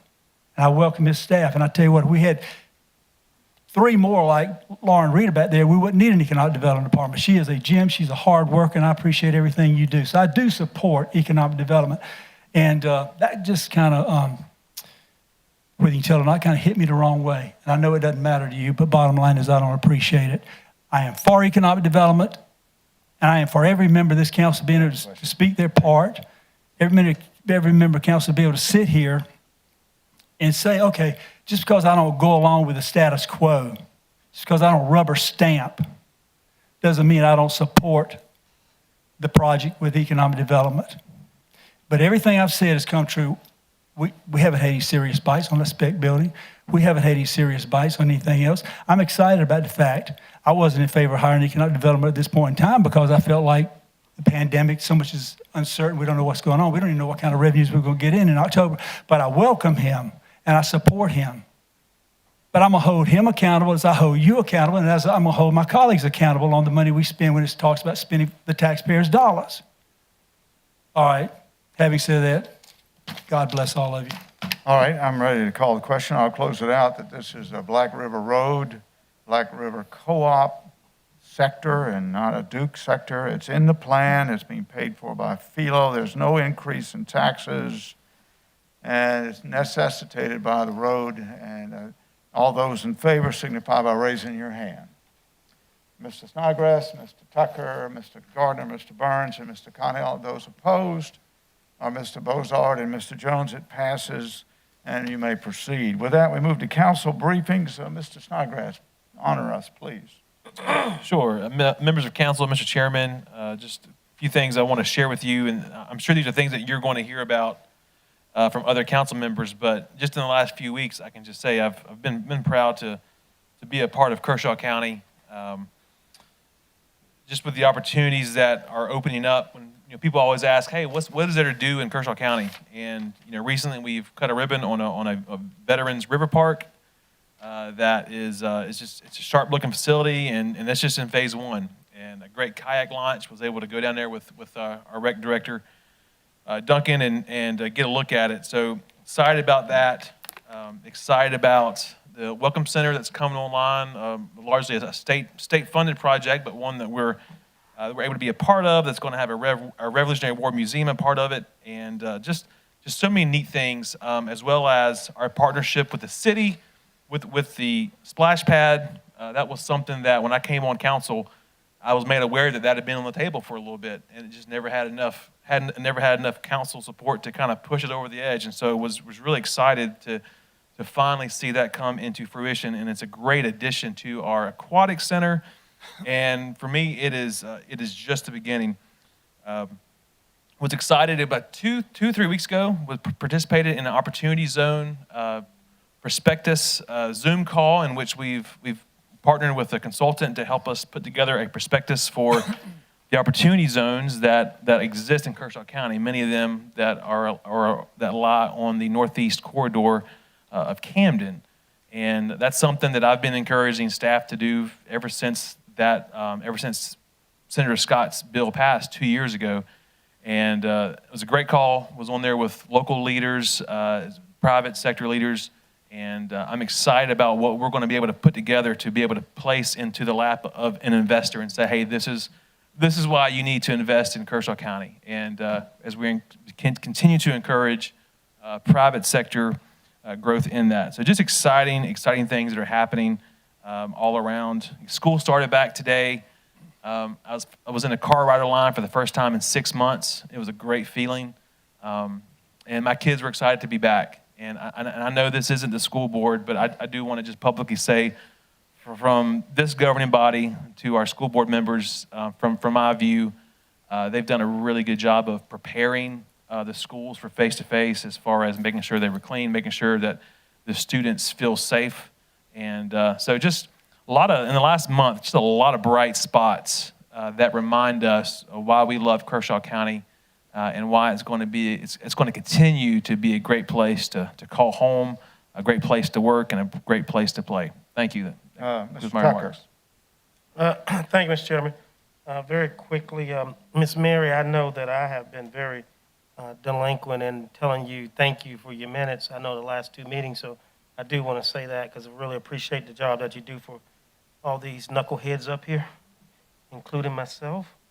I know that this individual is going to be introduced underneath the administrator's briefing, but I want to say to you, Mr. Jeff Burgess, welcome.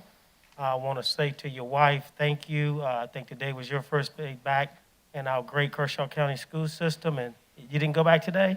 Okay.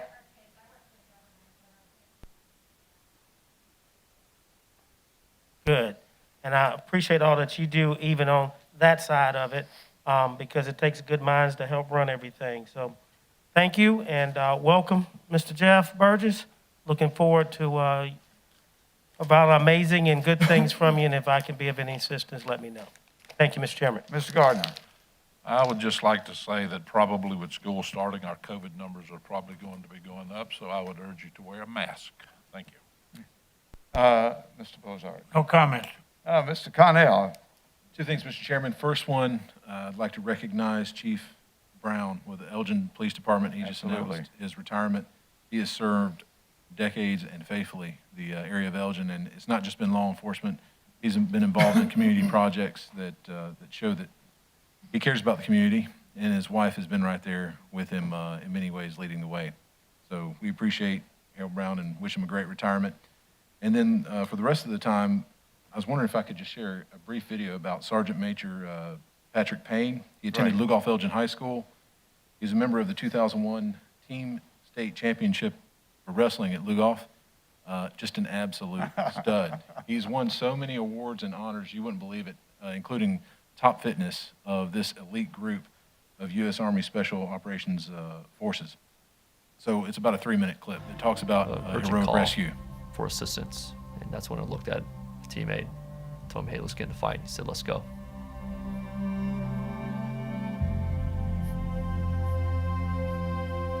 Lugoff High School wrestler and Army Ranger. Yeah, when we're on the roof, you know, the enemy's right below us. The smoke and the kind of repelled us from maneuvering down. And that's when they're yelling at us and we're yelling at them, and we're employing small arms and hand grenades on the enemy combatants below, and that's when you hear suicide bombers initiating their suicide vests right below us and shaking the rooftop. Why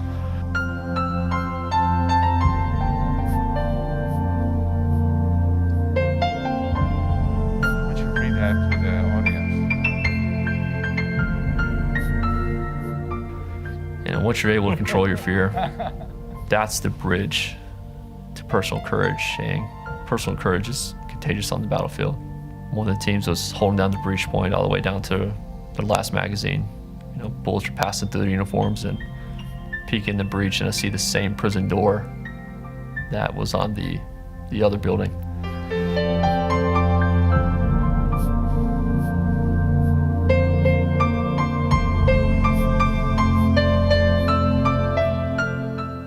Call for a set of bolt cutters, and Sergeant Major's like, hey, I got you. They begin engaging the enemy combatants in the back room.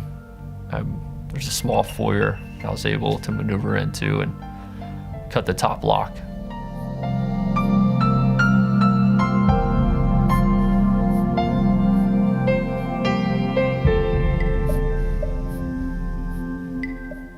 Took the bolt cutters back from him. It's difficult to breathe. Smoke pouring out, it's hot. I was able to cut that bottom lock and it bumped out and tell him, hey, CQB, CQB. Close quarters battle.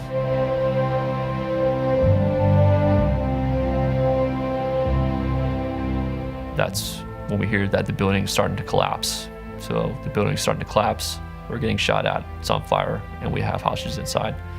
It was a mandatory evacuation call. So my Sergeant Major is pulling the guys from one of the rooms, and I'm like a third base coach, waving them through the initial breach point. And I snatch ISIS flag off the wall, stuff it in my pocket.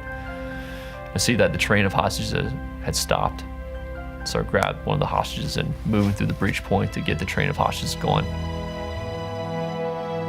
Run back into the building and noticed that one of the hostages had basically given up on life. So he's over 200 pounds, a big fella, and so I basically grabbed him, by the back of the collar and drug him through the breach point. At that point, then I ran back in for one last check.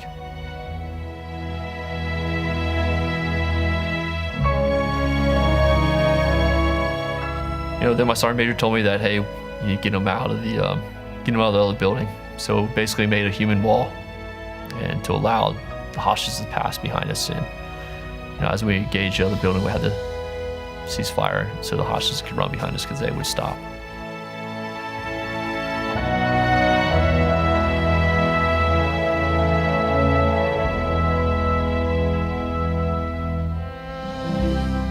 Our sergeant major pulls us in, and he informed us that We'll stop it there, Mr. Chairman. That gets me fired up. This is a gentleman that calls Lugoff, South Carolina home. And I hope in many ways that's reflective of Kershaw County. In the future, we hope to have him come in November, maybe December, and do a resolution to recognize him. But again, he recently received the Medal of Honor. It's a singular honor that is received by those who distinguish themselves with acts of valor. And saving so many lives, putting yourself in harm's way, his quote at the beginning will stick with me always. He looks at his teammate and says, let's get in the fight.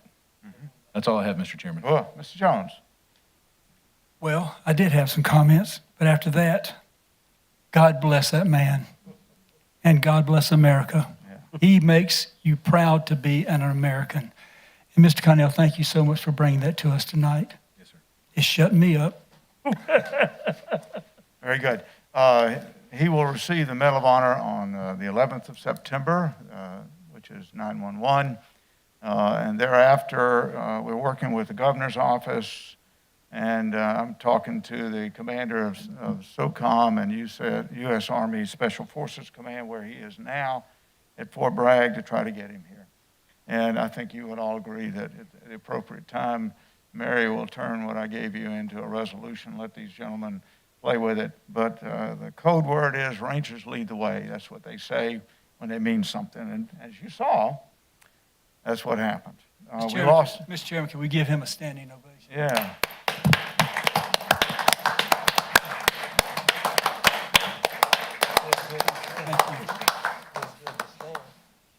That we'll have the citation available to us on Friday, and we'll get it out to you. It's in the president's hands now. My cousin, our captain at the time, was in that fight, and I will just tell you there was a lot of killing. Okay. I want to second what Mr. Snodgrass said about Chief Brown. We all will miss him. Mr. Connell said about Chief Brown. And I want you all, if you get a chance, to go to the Alpha Center on the 9th of October. It's going to be the formal opening. I went myself there and met Mrs. Jones. Might be related to Jimmy in some way or another. But it's a pretty impressive organization. Let's show our support for what they do. I'd like to thank Mr. Conley for two things. Make it three. One, the legislation here on the solar farms that is widely accepted by all the co-ops who will be using the power generated. Secondly, his work on the bus route from Camden to Elgin and Elgin and back. There'll be a meeting tomorrow. Maybe, Mr. Tucker, you can show up for that as well and help us, advise us through that.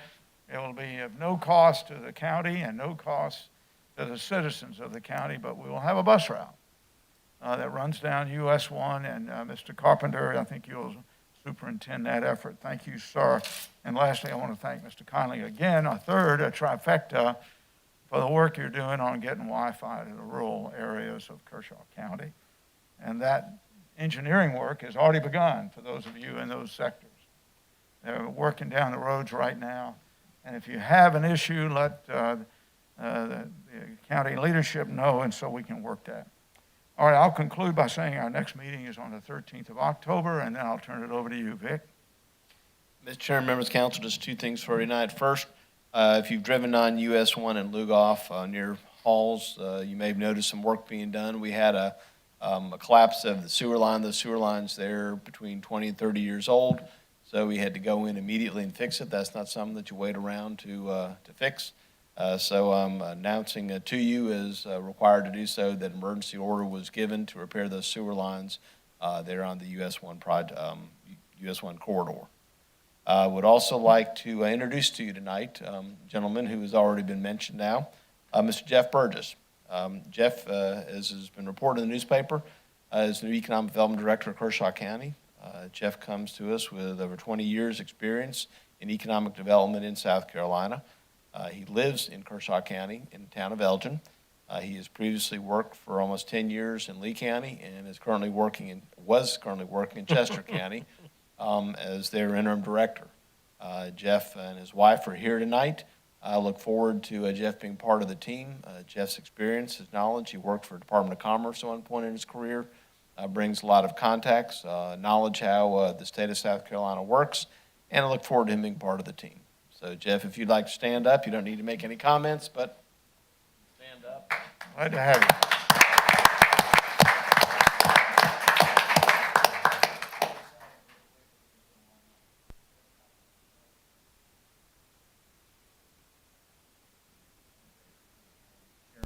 Members of County Council, I can just tell you, I'm excited about being here, excited about what's been done in this community, excited about what I'm seeing from the Opportunity Zone meeting and some of the ideas that came out of there. There's a host of opportunities. It's what we do with it that's going to define us and how we make it. If we fail, it is not going to be due to a lack of effort, okay? This is a great team, and I say that. Having been around and seen a lot of different teams and how they work, Stuart is probably one of the best at BR&E, business retention expansion, and with workforce development. That is key. I don't care how much property you have or how much land you have. If you don't have the workforce to support it, it ain't going to happen. You also have to have the product. You have done the work on that to set that forward, and we're going to build on that product and sell it and make it work. I promise you that. And you're right. If there were 3 more of her, this county would be all over the place. And Rita as well. I didn't see him sitting back there. Stuart. Lauren is just a ball of energy. She wears more hats than I can count. And after being around her today, it's infectious. So I'm looking forward to working with both of them. We've got a lot of ideas. It's going to be traditional economic development. I'm going to tell you we're going to chase some non-traditional economic development. I think there's just it's our slate. Let's not worry about, and I think Stuart said it best today. He said we've used the Me Too. It's not Me Too, it's us. We're going to do it our way, and we'll define that way. And I'm going to get with each and every one of you, get your thoughts, what directions you want to go, and let's see where we can take this. I think we can take it to the next level. So thank you all, and I'm looking forward to working with everybody. Thank you very much. As Jeff went through the process, an interview, Jeff is aware of our history of economic development, certainly in the last number of years, and he comes in with his eyes wide open. He knows that this is not a job where he can sit. It's not a job where he can just show up and do nothing. There are high expectations, and he's the man to deliver on them. He's looking forward to it, and I think we're going to be pleased and proud as he develops into the vital asset of this community that I know he's going to be. So, that, Mr. Chairman, that's my report. Mr. Attorney. Mr. Chairman, members of council, I have nothing. Very good. And with that, I entertain a motion to discharge this organization. Motion to adjourn, Mr. Chairman. Second. First and second, Mr. Tucker and Mr. Connell in discussion. Again, we'll meet again on the 13th of October. Let's now all vote in favor, signify by raising your hand. And we are dismissed. Thank you.